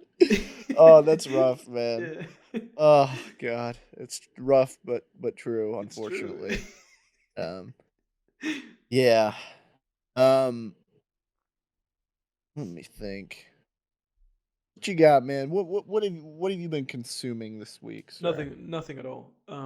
This week I've done the podcast a favor of actually watching the movie of the week, but Yeah. on the other hand, I the only other thing that I've like exposed myself to is the album, the 2001 album by Common, the rapper Common, and the album Oh, is called like Water for Chocolate, and it's a conscious hip hop record because Common is like a conscious rapper, right. he just raps about social issues, issues within the culture, issues within rap. So it's like a very conscious like rapper album, but it's also very jazzy and very funky. There's like really nice like jazzy cuts, very cool like funky cuts. The album's super long. It's an hour and 20 minutes and you feel it. Like at some point I was like 10 tracks into this album and I was like, is this shit not done? Like, is this album not done? Even if I was like enjoying every other track, super long, too long, like too long, freakishly long, an hour and 20 minutes long. And it's only like 16 songs. So then you have to imagine, like, a lot of those songs are like quite long, 6 minute songs, so just common rapping. Yeah. So I have kind of mixed feelings about it. I thought it was good. If I was gonna give this a rating, it would be like 6 out of 10. And if anybody who is like really into conscious hip hop, or anybody who just wants to listen to a little bit of like early 2000s jazz rap, some funky hits, like that's it. Yeah. Solid album for the most part. But that's the only thing I've listened to, just that common album. And it took me like days, like since the last podcast, that's what I've been listening to. Because it just took me forever to get, I mean, it's literally like it's a film long album, an hour and 20 minutes. Um, Yeah. but that's it. What about you? Gotcha. Yeah, I gotta say, I feel like I need to listen to Common. I need to go listen to more of his stuff because I think the only song I even know by him is that song "Real." Mhm. You know what I'm talking about? You haters ain't real. I You don't need to know. stop pretending. You know that one? I don't know. That one's good, man. That was like 2014, I think. Okay. No, because But I remember I had that song on repeat for a while. really, no, I am a fan of Common, and that's why I went into that album, and a fan of his, like, I guess, 2000 stuff. Um, because I've listened to his album B. I think it's like 2007, and it's completely top to bottom produced by Kanye West, and it has some Kanye features in there and some Mhm. Kanye like ad libs. And that B album, it's great. Like that album is great. Um, Gotcha. I probably A little Chicagoan. yeah, I'll probably I'll probably re-listen to that album by like next week's podcast. I'll have re-listened to it just to kind of know exactly how I feel about it. But I know it's great. I know that it's like at least like an 8 out of 10 record. It's like really good. So based on that record, I was like, oh, I want to listen to the old one. And the old one's Mhm. not that great. And it really comes down to like pacing issues. Like it's just way too long, and it comes down to the album feeling a little bit confused with having Mhm. songs that are like really conscientious, and then having songs that are just feels like, oh, this is Common trying to make like a popular song, and kind of like sacrificing his message. Gotcha. Yeah. I gotcha. But that's it. What about you? What What have you been up to? Yeah. So movie wise, I've watched a couple films besides the one we're reviewing this week. Mhm. So I watched The Atom Project with Ryan Reynolds. Mm. Have you heard of that film? I don't know. I don't think so. It was okay. It was, Ryan Reynolds has been typecast. He's just Deadpool in every He movie. is. He is Deadpool in every movie. It's exactly what you would expect from a Ryan Reynolds movie. It's like a sci-fi thing, time travel film. Mm. Um, there's a lot of really sort of ham-handed, emotional gut punch moments that the film really tries to do in the first half, especially where it's really unearned. Mm. Um, the writers out there, I would say, be careful of trying to do emotional gut punches in the first act, especially. Yeah. Oh We yeah. don't know these characters yet, you know? Mm. Um, and then, I watched the Adam Sandler movie, so Adam Project, I gave a 5 out of 10, and then I watched Hustle, Huh, that Adam I've Sandler. been wanting to see that movie. I've wanted to see that movie. Yeah. Yeah. Yeah. I gave that one a 7 out of 10. I thought it was pretty good. Mm. I thought it was good. Not quite great, but pretty good. It was Okay. enjoyable. Yeah. Adam Sandler's great. He's a great actor. Yeah. He's awesome, man. I'm glad he's doing dramatic stuff. Mm. Um, but it's a sports movie, and sports movies they're tough, man. It's just tough to do sports movies. I feel, Mm. and I know that's one of the worst. I read somewhere a while back that sports films are one of the worst things a screenwriter could try to write, like a new screenwriter, Mm. because it's probably not going to get made, most likely. Yeah. Yeah. They don't make those. Um, yeah, they're hard to make, especially with the binary nature of sporting, Mm. because it's always like, do they win or do they lose, Yeah. right? Yeah. Um, so yeah, but I thought that one was good. And then as far as TV, I've been watching. Actually, I don't even know if I mentioned this to you, but I've been watching that The Last of Us show. Really on HBO. Yeah. How's that? Um, It's good. Yeah, Really? it's really good. I was I'm someone who got sick to death of zombies a long time ago. Yeah, but it's a zombie show. Exactly. Yeah. But The Last of Us, anyone who's played the game and knows the lore, it's pretty unique as far as zombie shows go. And especially, I mean, dude, the first episode, which premiered a few weeks ago, I've been just watching it week to week. Mhm. And the first episode really intense. There's really intense moments where it really puts you in the character's shoes, and it's just very yeah, I just keep saying intense. It's the only word for it. You feel very like nail biting and you know, I mean, my hands were sweating Yeah. at certain points in that show. It's very effective. Yeah. Was it effective? Uh Dale reference. Yeah. Uh And they had that one, what's crazy? They had that one episode, a couple weeks ago where they had the whole episode or not the whole episode, but about a little over half the episode was dedicated to the life of this gay couple, basically, who met Mhm. during the apocalypse and grow old together. Mhm. And I mean, dude, I almost cried. I mean, it was really emotionally like gut wrenching, man. Really? I mean, it gave Up a run for its money, the opening scene Really? in Up. Huh. And what was so funny is the other day I was scrolling through YouTube and Ben Shapiro did a review on the episode. Mhm. And it was what you expect, where he's just like, "Oh, it's liberals, pushing their agendas Of on us," course. and Yeah. and it was just, you know, ranting about how the episode was dumb and didn't advance the plot. Yeah. And I people don't I don't just, know I don't dude, know I don't know how that guy. Yeah. people in the comments were shitting on him, and I was so happy to Oh, see of that. They course, were cuz just like shitting on him. They were like, "Dude, this guy's miserable. Like, no, you're and not that even human if you couldn't enjoy that's this what I was going to say episode." cuz it's like at some point that guy at some point like this is a reference to the movie. I guess like I'm getting a little bit ahead of us, but the movie of this week, Another Earth. This is a reference to like the older man who like pours bleach in his eyes because he was Yeah. like, oh, I was tired of seeing myself everywhere. Like if I was Ben Shapiro, I just would be tired of seeing myself everywhere. Like Oh, like tired of that. hearing my Yeah, like voice. that guy's insufferable, man. Like how does that guy get around? Yeah, I mean, I watched about 2 minutes of the video. It's like a 15-minute review. I could only stomach 2 minutes. Mhm. And I'm like, how do people even stomach this guy? How does this guy have fans? I Yeah. mean, the guy talks 1,000 miles an hour, Yeah. first of all, just way too fucking fast. It sounds like you took any normal recording and just put it in 1.5 speed. Hmm. I mean, the guy and his fucking voice, that high pitched, like, well, so folks, the new episode of The Last of Us premiered this week, and oh, fuck. I'm like, how do people listen to this guy? Jesus. Yeah. You know? Yeah. And I'm like, and you know, he could say all he wanted in the video about how the episode was bad because of, oh, it didn't advance the plot or it failed, it had this plot hole.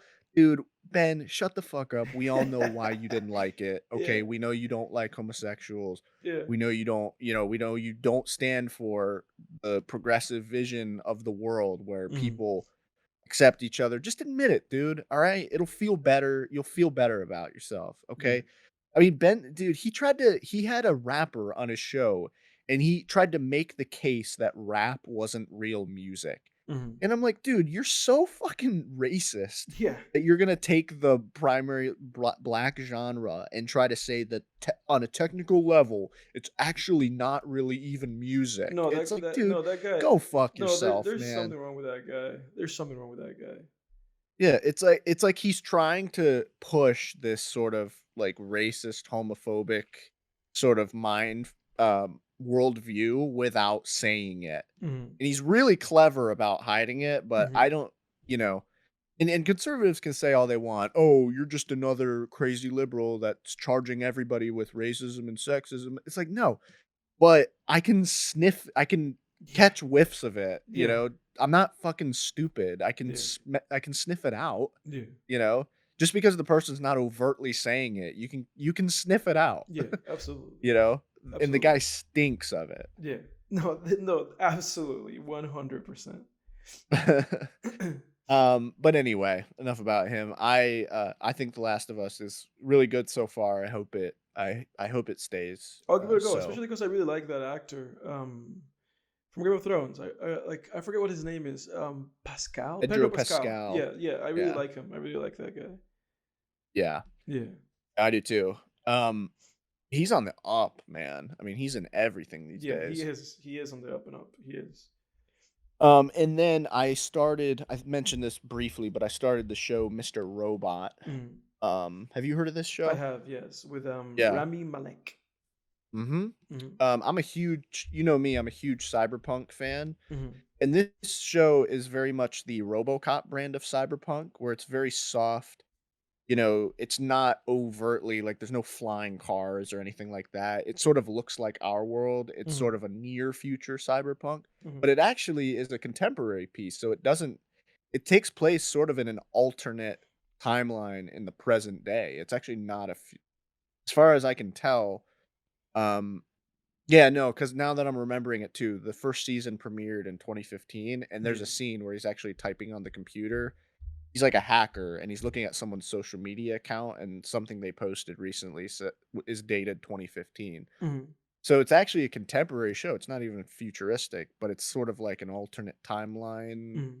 type thing, I think, with some sci-fi elements in there. Mm-hmm. Um, but even so, though, I was sort of looking for sci-fi things in that show, and I was sort of not really seeing them. It was very techy, but I haven't actually seen any of the science fiction stuff come through yet. Mm-hmm.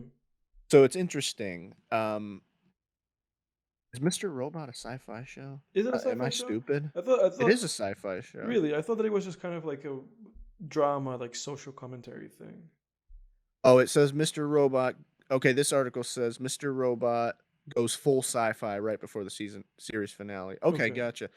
So, and I've heard this before about the show, how it's almost a cyberpunk origin story. Mm-hmm. It's almost like setting up cyberpunk dystopia. Okay. So I guess we have our answer. I guess that's why I didn't detect any sci-fi It's elements. So it's setting sort of, itself up, Jake. You're getting ahead of the show. yeah, it's like setting up a sci-fi world, I guess. Yeah. But the first episode was freaking awesome. If I couldn't stay up any later, but if I could have, I would have immediately started the second episode. But Yeah. it was getting close to my bedtime. Yeah, yeah, it was bedtime, Jake. You were up too much, man. And then I just started a dark fantasy novel called Between Two Fires. Hmm. And this is I guarantee some people listening might have read this very popular dark fantasy novel. If you go on any if you look at any subreddit that mentions dark fantasy novels, someone's going to mention this novel. Mm. But it was a debut novel by the author whose name escapes me right now. Basically, it's sort of a alternate history thing where, excuse me, it takes place basically during the bubonic plague, like the Black Death, Yeah. and it's basically the biblical end times. Um, and the main character, he was a knight, and then him and a bunch of dudes are just kind of nomads now after the war or whatever, after a crusade, I think. Hmm. I'm not a total expert on all the history, but and then they actually come across this young girl, and the other people like in his group have bad intentions, and he sort of kills them off, and then him and the girl become traveling companions, and she sort of has these like visions and communications with angels and stuff, Hmm. and so she gets them going on sort of this quest, and there's some like you know it's during the biblical end time, so there's some evil creatures and monsters and stuff roaming around that they have to contend with. Hmm. It's good so far. I really like it. Okay. Um, that's good, and I think that's about all I've been really consuming. I know Trippie Red, he released a new album, and I Yeah, listened to a little bit of I heard that. about That that. Chief Keef song is the one featuring Chief Keef is a banger. I think Yeah, I sent that to you. yeah. Um, Chief Keef executive produced the whole album, I guess. Hmm. Huh. Um, Interesting. I haven't listened to the whole album. I've listened to a few songs off of it. I like what I've heard, but Trippie Red dude, he needs to like, I feel like he needs to focus his efforts a little more because he makes these 2-hour long albums that are just stacked with features. There's like 3, 4 features on like every song. Hmm. And it's like, man, this is just you're doing the most here. Like this is like too much. It's like he just releases these giant compilation albums, Yeah. and I would like to see a little more of critics have been saying this about him for years that they want to see him focus a little more and try to create an album that has a cohesive sound and where he's not experimenting so much with all these different sounds and Hmm. just throwing like 30 track album And it onto always Apple begs the Music. question of like, what's the point? Like, what are you trying to accomplish? Like, you know what I'm saying? Because it's like, because even if you think about him like trying to game like streaming services and stuff, it's like, dude, I don't even think people are listening to you that much anymore. So it would like it would really like I feel like when you get to a point like him, where he obviously seems to be somebody with like a lot of artistic drive, it's like take a cue from like guys like Yachty, and just like try to either like try to reinvent yourself in a positive way, or at least try to narrow down like a concept or make like a concept album or something. Stop Yeah. making this like 22 like track long albums. Yeah. And Trippie Red, I think he has a uh Yachty's album was called Let's Start Here. I think he has a Let's Start Here in him. Hmm. He's very talented. He's very musically gifted. Hmm. I think if he really focused in and tried to make like a concept album like that, an album that was a complete work, like this is me, you know, and it's not just some really long mixtape of all me and my friends, Hmm. me and my friends got Me and my money to friends, spend. yeah, yeah. I knew you were going But there. Yeah, yeah. But anyway, I like Trippie Red. yeah. So. He actually has a song on there with Juice World, R.I.P. Posthumous song. I feel like the Juice World had a lot of music recorded before he died because it seems like ever since he died, there's no shortage of Juice World music still. Whether Hmm. it's posthumous albums or features, there's no shortage since that guy died. Yeah, yeah. No, yeah, no, that guy had a lot, man. They had a lot to keep him alive for. They're like, ah, this guy gave us a few years on him. Yeah, Yeah. yeah, definitely. But yeah, that's all I got. All right, what do you say we get on with the film of the week? I'm very excited to hear your thoughts on this film, Yeah. Edward. Yeah, do you want to open Go it up? for it. Okay, I'll Floor is open it up. yours, sir. All right, so we're talking about Another Earth, the 2011 movie directed by 2009. 2009. Are you Oh, sure? no, it's 2011. Yeah, it's 2011. Dude, I remember trailers for this movie coming out in 2009. What Yeah. the hell is happening in Like, my dude, this is life? 2011. You're tripping me up, man. I'm like, am I the person who in the wrong here? No. Oh, I'm tripping. Holy crap. My bad. Yeah, you're My tripping, bad. man. 2011. Yeah, directed by Mike Cahill, and written by Mike and by the main actress Britt Marling. Yeah, I think that was the Mandela effect for me. Yeah. Well, the thing for me with this movie is immediately I was like captivated because I thought it presented information in a very interesting way. This movie had like its own sense of pacing, and it felt just kind of very expressive. And I really loved the opening with just her driving, and this radio comes on, and it's like, oh, right now they just spotted, like this Earth, and I was like, oh, that's fascinating, and then she's just looking up, and I was like, oh. So then we cut from her, and we cut to this family, and at first I was like, oh, maybe this is like one of those movies that just like has like like different characters or whatever.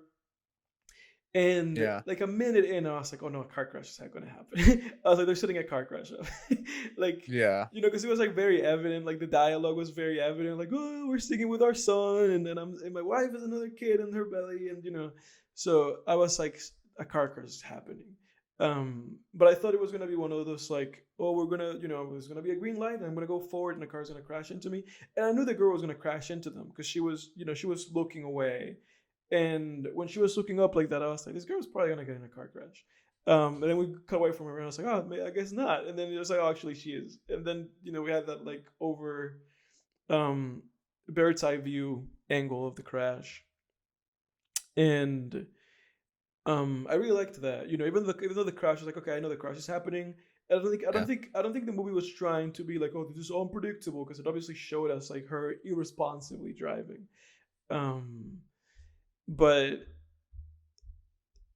I think one of the number one I think the number one thing that I appreciate about this film is just how it presented information, because then the crash happens and she's just kind of stumbling around, and then we just kind of pause on her as she like looks, and there's like this dead kid, the kid just went out flying. Yeah. And and when that happened and she went to jail, I was like, okay, so we're kind of, immediately I was like, okay, we're gonna be exploring like this idea of like identity and duality and like another earth, so like second chances, um and I liked it. It just kind of seemed, it was kind of it was just kind of like a meditation, really slow. And there was things about this movie that I remembered because like I said to you, like I had seen this, I had seen like glimpses of this, like Yeah. the ending of this movie, I actually had seen it because I was like, oh yeah, I've seen all this, so it was kind of like a little bit of a refresher of whenever I saw this movie because I have no idea when. And I think it was just like on television when I was in the Dominican Republic in my teenage years. Um, Yeah. but I appreciated it, She spotted him, she went to his house, and I knew I was like, okay, she's not gonna be able to like just say this to him. And the thing with her character was that ultimately, she was kind of self-serving, like that's kind of the, and obviously you tell me your take on this, but the impression that I had from her character was that this happened to her, and that the approach that she was kind of taking was kind of like, oh, this happened to me, you know and there was kind of like that aspect of like shame, of when that like fellow like student that she knew recognized her in the grocery store, and he was like, "What are you doing?" And she was like, "I'm I'm a janitor or whatever." Um, but it felt like at the Yeah. beginning of the film she was just kind of like in this catatonic like stage, and then it became like her seeking that guy out initially to me just kind of seemed like a self-serving thing, where it was like it really just feels like she's doing this for herself. And That's her arc, I think, is it the whole movie, it's about her.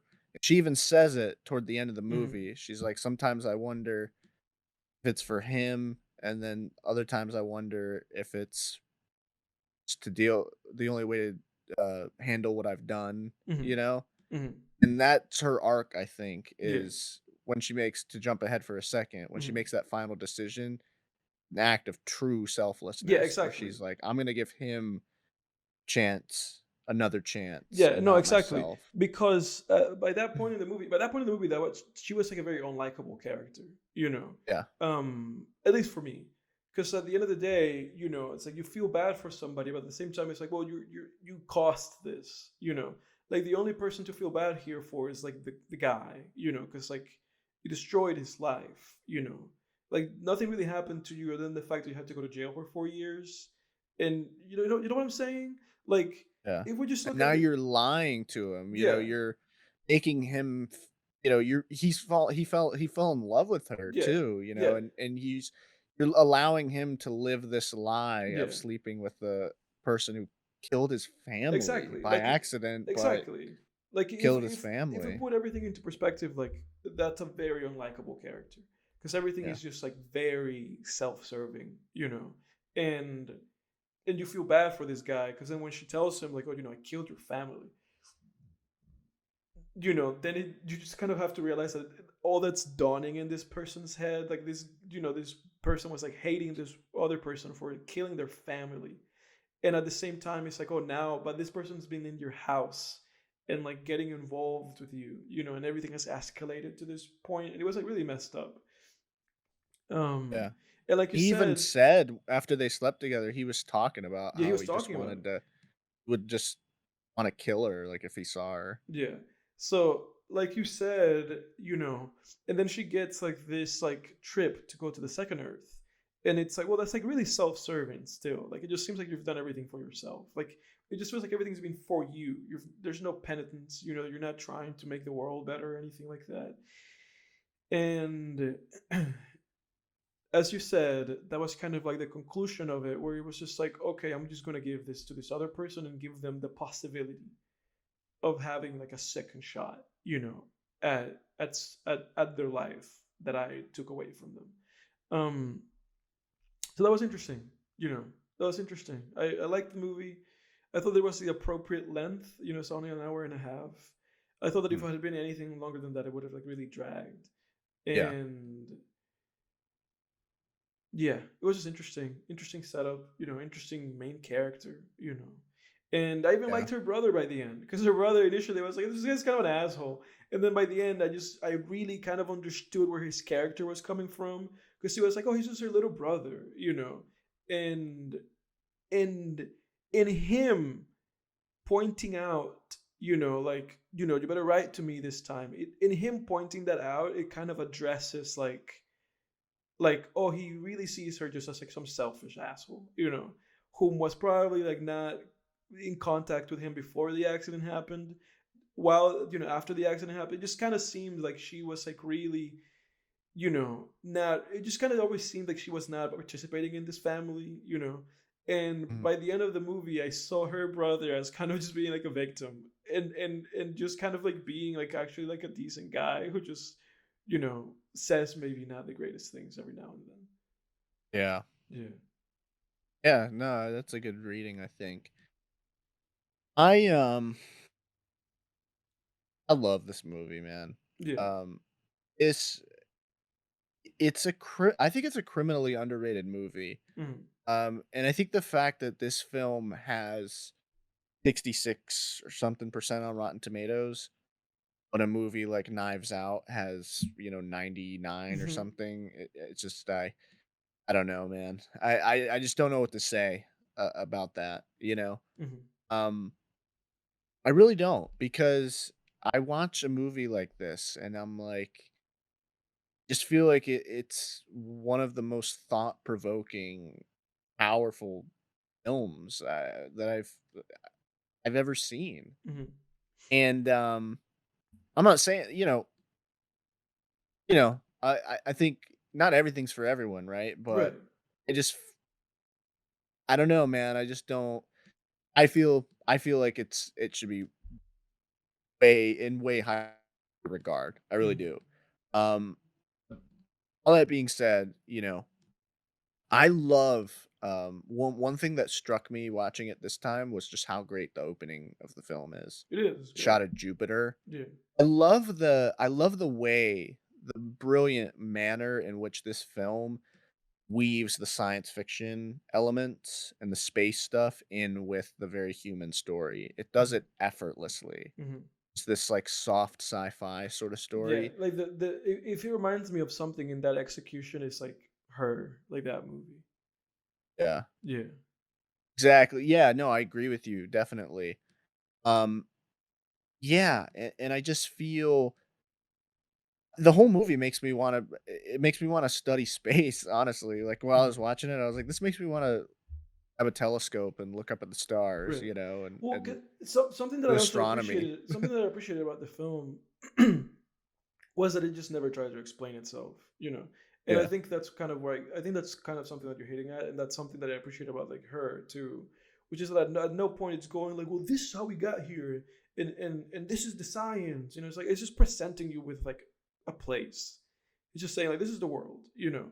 Like it's not trying to be like, oh, there's another Earth there, and like what about the gravitational pull, and what about the atmosphere, and what about gravity, and what about the ocean waves. Like it's not really doing anything like that. It's just kind of being like this is it, like this is what we're doing, so you're either along with it or you're Yeah. not, and you can either check out or you can't, like it's whatever, Yeah.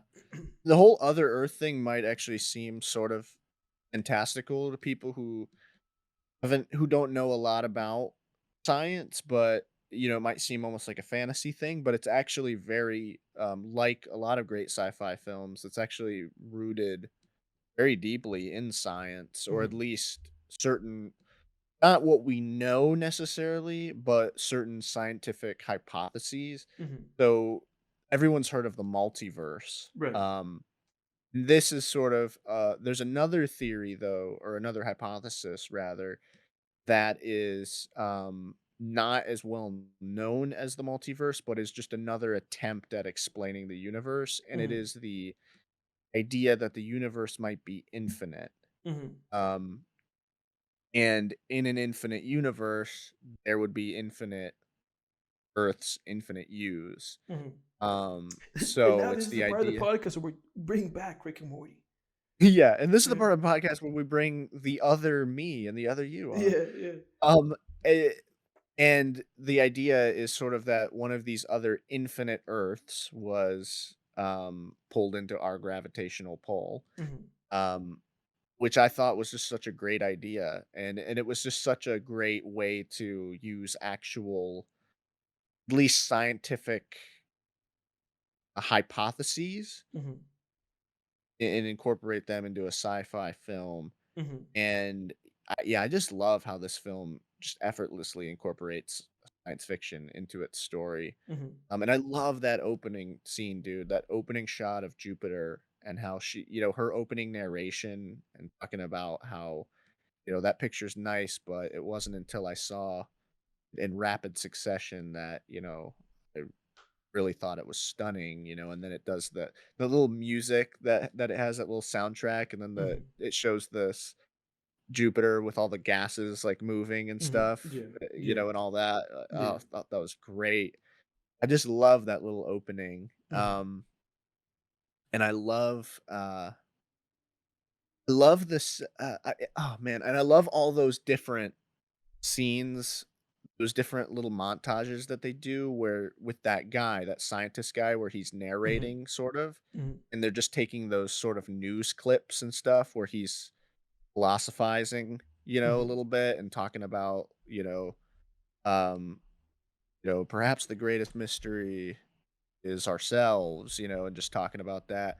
I love that the moment where he's saying that stuff and she's just gotten the ticket to the other Earth, and Mhm. I love that shot of, like, the beach, and she's, like, walking along the pier, and the other Earth is, like, in the background, Mhm. and it's like a slow motion shot, and, like, the wind's blowing her hair and stuff, and, oh, man, I love that shot. Mhm.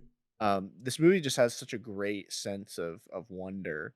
Yeah. I think the plot is just super engaging. It's super, like, I wanna see what happens, Mhm. because what the moment she goes to that guy's house and then starts, the lie, you're like, "Oh, crap," like, 'cause, I think other less talented writers would try to make a film like this, and the whole movie would just be her sort of pontificating and mulling and moping, Mhm.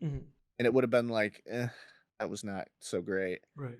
But they actually figured out a clever way to make the plot super engaging, which was her.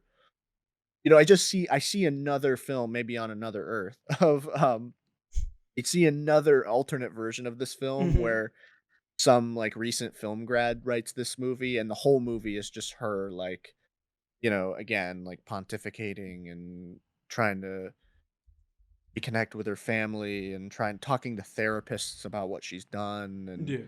maybe at the end she even thinks about going to apologize to the guy or something, but doesn't, and Mhm. he's, like, not even seen, and I just feel like that movie would've been dreadful, that Yeah. would've been terrible. That movie would've been such a drag, Mhm.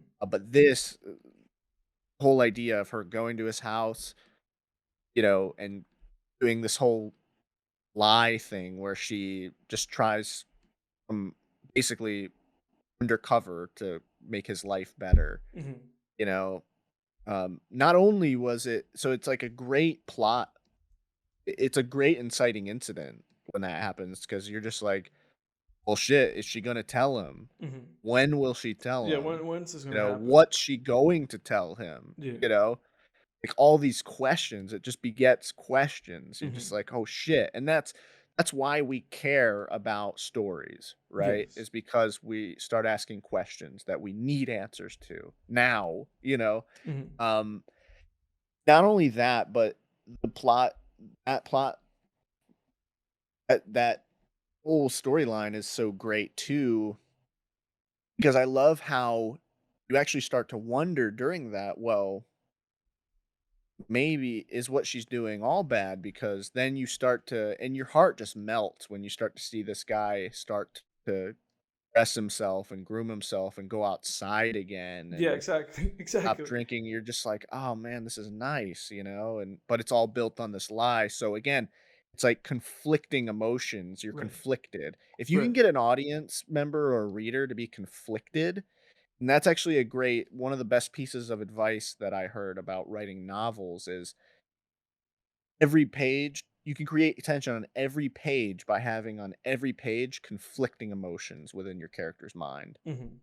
So like, they're scared but also excited, or whatever. Just even in small ways, just to keep that keeps people engaged because you feel that conflict and you get conflicted with her character in this film, Yes. because she's conflicted too. She's like, well, this is kind of fucked up, but he's happy, and and Yeah. and Exactly. What he's happy. that kind of stuff.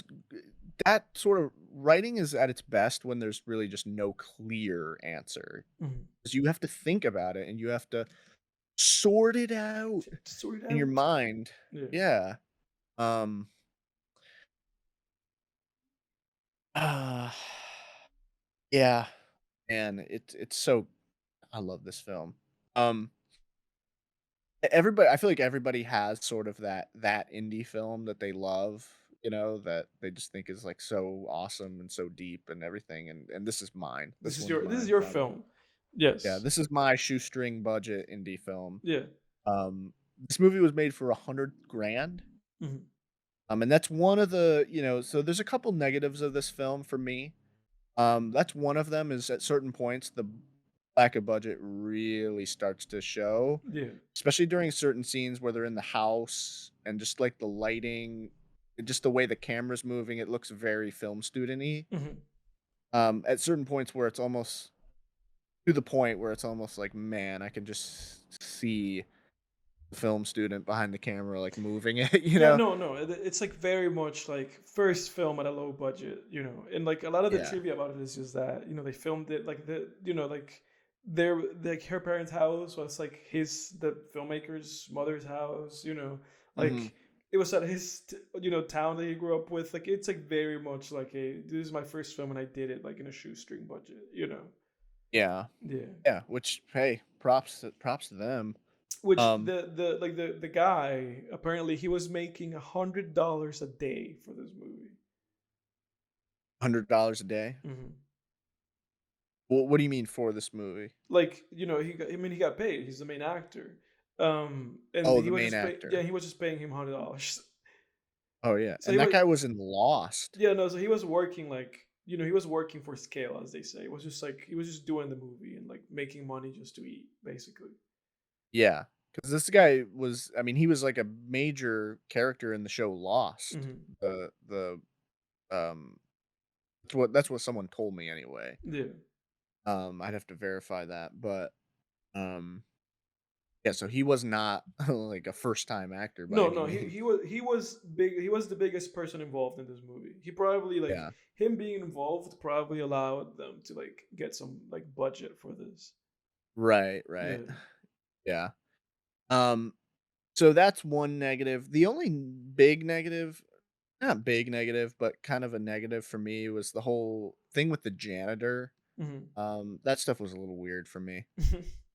Tim like pouring how you like poured bleach in his, I get what they were trying to do because Yeah. they were trying to use the B plot to sort of, that's one of the things with like B plots oftentimes in films help drive the theme. Hmm.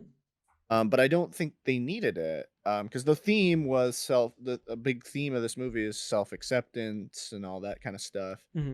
and the whole idea with the janitor was, okay, well, he can no longer look at himself, and so he blinded himself, and, Hmm. but I don't think they needed that. I think that those themes of self-acceptance and everything, like the whole monologue with the Russian cosmonaut, which I think is a great scene, um and all the different shots, if you notice, there's a lot of shots in this movie of her reflection. They're very subtle, Hmm. but there's, like, different shots where she'll be standing by a window, and she's, like, kinda looking out the window, and her reflection is looking back at her. Now those are brilliant because Hmm. it's hinting at and it's foreshadowing the ending too, Hmm. um, of the other you. Because really what the movie is about at its core, I think, is about the self and how there's different component parts that make up the self. And sometimes we feel like we're talking to ourselves in our mind, and Hmm. sometimes it does feel like there's two yous. Hmm. There's like a part of you that's like, don't be a wimp, do it, Hmm. and there's another part of you that's like, I'm scared, and there's another Right. part of you that's like, no, fucking do it, Right. and Right. shit like that, where our self and our consciousness is a big freaking mystery at the end of the day. Hmm. And I think this movie tackles that theme perfectly. Absolutely. Yeah. Because that was the original. I watched interviews with Britt Marling, and she said the original idea for the film came from them just talking about, what if you had a conversation with yourself? Hmm. How weird would that be? Hmm. And that was like the seed, the idea, Yeah. basically. Yeah. What did you think of the ending? When the ending came, that's when I was like, oh yeah, I remember this. Like Oh it like yeah. clicked on me. But it was interesting. I liked kind of like the little turnaround like thing they did because her face like covering like the screen, and then she turns around and like, oh, there I am. Um, I found it interesting because it's kind of one of those things that you can take one way or the other. Because like I can look at that and be like, oh, that is like a fact of the film. Because it's like if there's two Earths and there's a simultaneous thing happening where it's like everybody on that one is everybody on this one. Um, and that was that she revealed that piece of information that it was like, oh, when the other Earth appeared, that's when synchronicity ceased, and the two Earths things stopped happening, simultaneously. Right. Um, so I was like, like I kind of took that ending as being like this could be literally just her kind of like seeing a reflection of herself from the past and being like, oh, this is who I am now. This is who the person is in the past. Or this could literally be like, oh, the other person from the other Earth who is me is here, you know. So I kind of just took it as that. It's like it could be either or the other thing.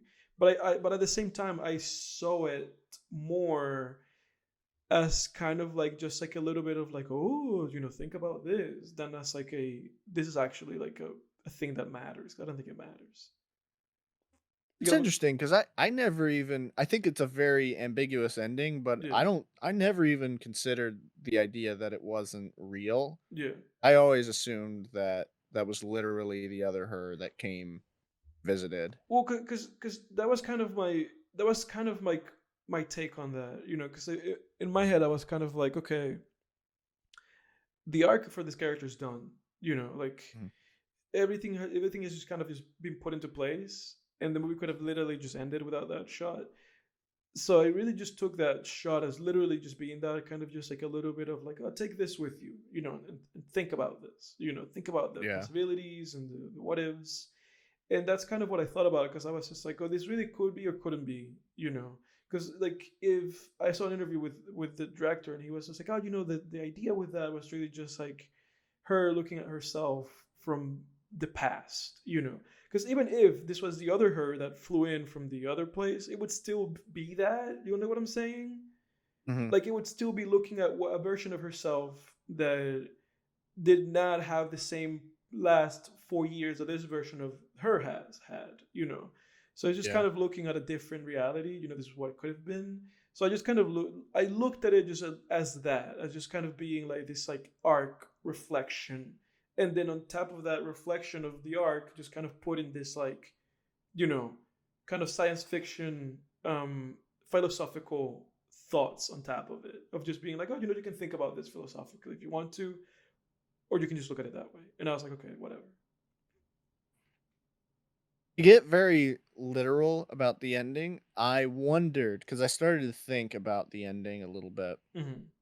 And I don't know if I'm the first person to notice this, but let's say when synchronicity stopped, right?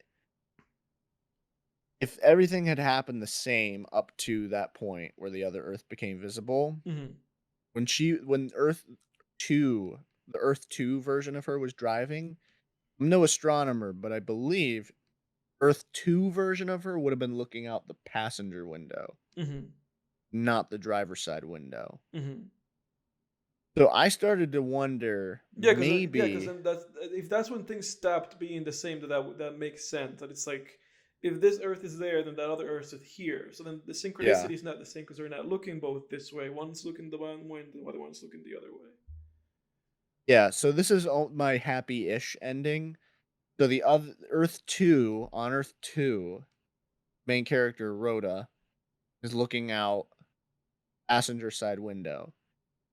So instead of veering one side of the road, she veers toward the right instead. Mm-hmm. When she hit their car, and instead of killing the family, she only killed dad. Mm-hmm. So then Earth 1, forget his name, but Earth 1 dad goes to Earth 2 and his family is there and they reunite. And that's Mm-hmm. my happy ending. Right, because That's my nice flowery interpretation no, of it. and that's kind of like the movie's implication, you know. And to me, and this is kind of where this is where I rationalized her showing up on the other Earth, because I was like, okay, this is the version of her. This is a character. Like I feel like her character is a character that is like ultimately, until she kind of makes this sacrifice of selflessness and offers this up to this person.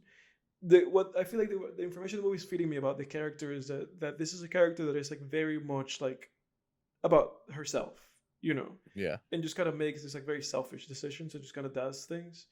So if we've concluded by the end of the movie that the arc of this character is selflessness, you know, then the opposite of that is the version of this character that didn't have to undergo these exact same things is continued selfishness. If we have a character that continues just being selfish, then they would end up doing what she didn't do. Yeah. You get what I'm saying? I think so. Yeah. So that's why I'm saying, because that's why I'm saying that to me it was always like, to me, the second that it happened, I interpreted it as that, as just being like, oh, this is the selfless and the selfish character, Right. and that's why I kind of just saw it as that reflection of like these arcs, because it's like, oh, this Right. person that's looking at her wearing that coat, and looking much clearer than the other person, is the person that just did not have to undergo all these things, and the person that did not selflessly go like, I'm just not gonna do that, and the other person is the person that was like, selfishly, I want to go to this other planet to just see what's going on over there, and find myself, you get what I'm saying? Right. Yeah. Yeah, No, no, that makes total sense. yeah. But your happy ending feeds into that, because it would happen through But those still means. Yeah, works. it still Yeah, works. yeah, yeah. Yeah. You're just get your mine was I was going over kind of the plot element and you're going over sort of the character arc element of Hmm. that version at Yeah. least. Yeah. We'll never know though. Yeah. We'll Well, I never guess know. I guess we'll That's the thing never about know. ambiguous endings, you can Yeah. make your own. Yeah, you can make your own. Yeah, But it you can always like, do some fan fiction.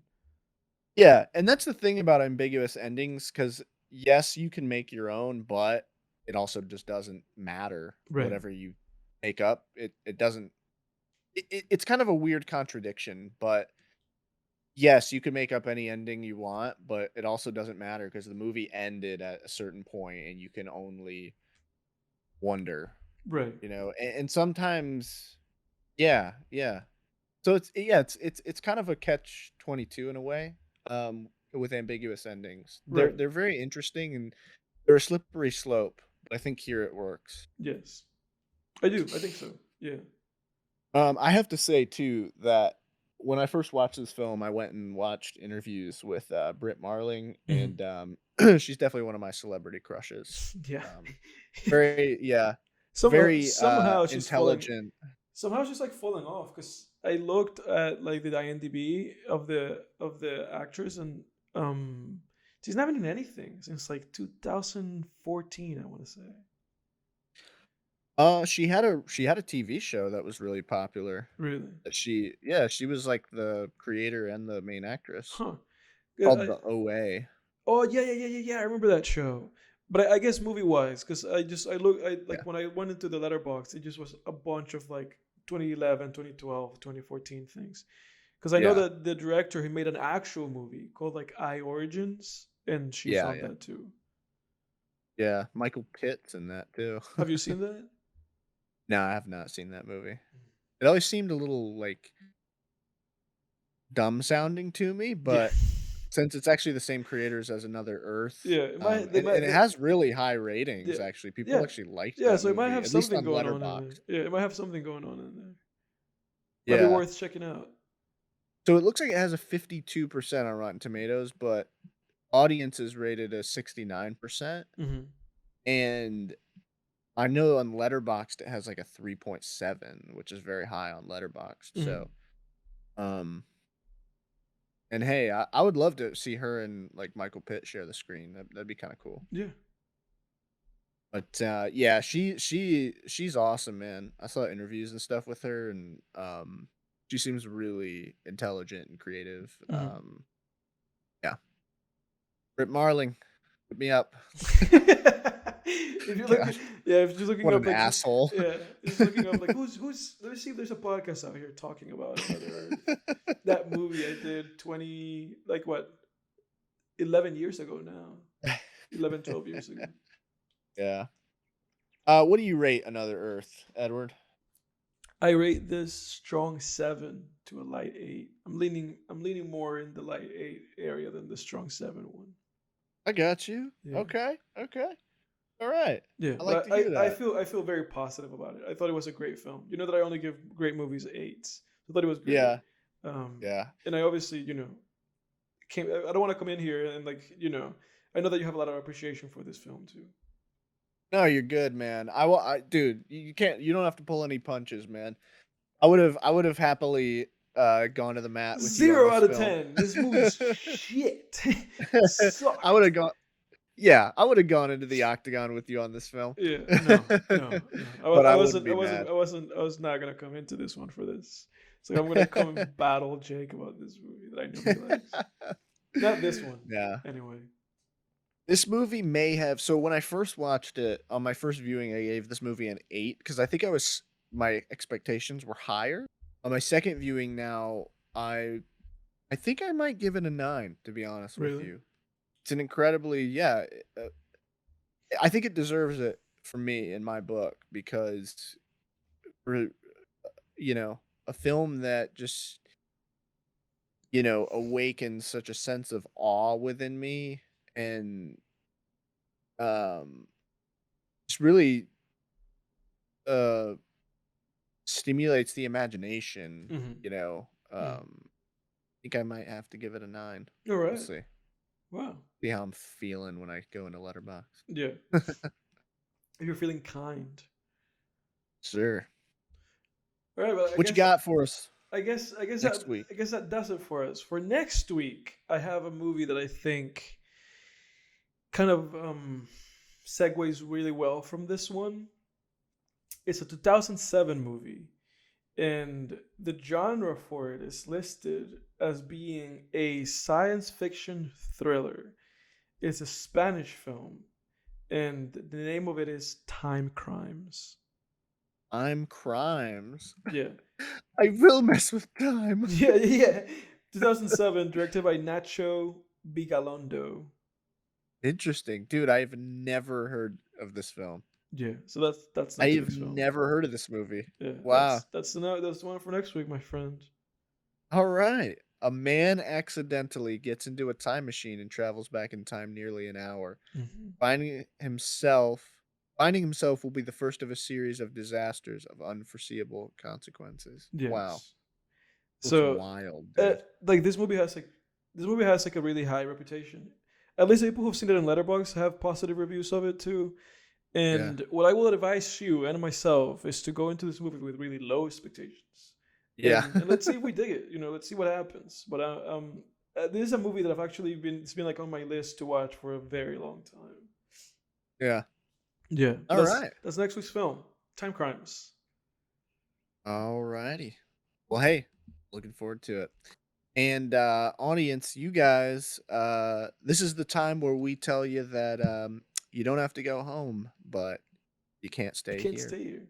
Next time on Film Tangents, we're out. And we're out.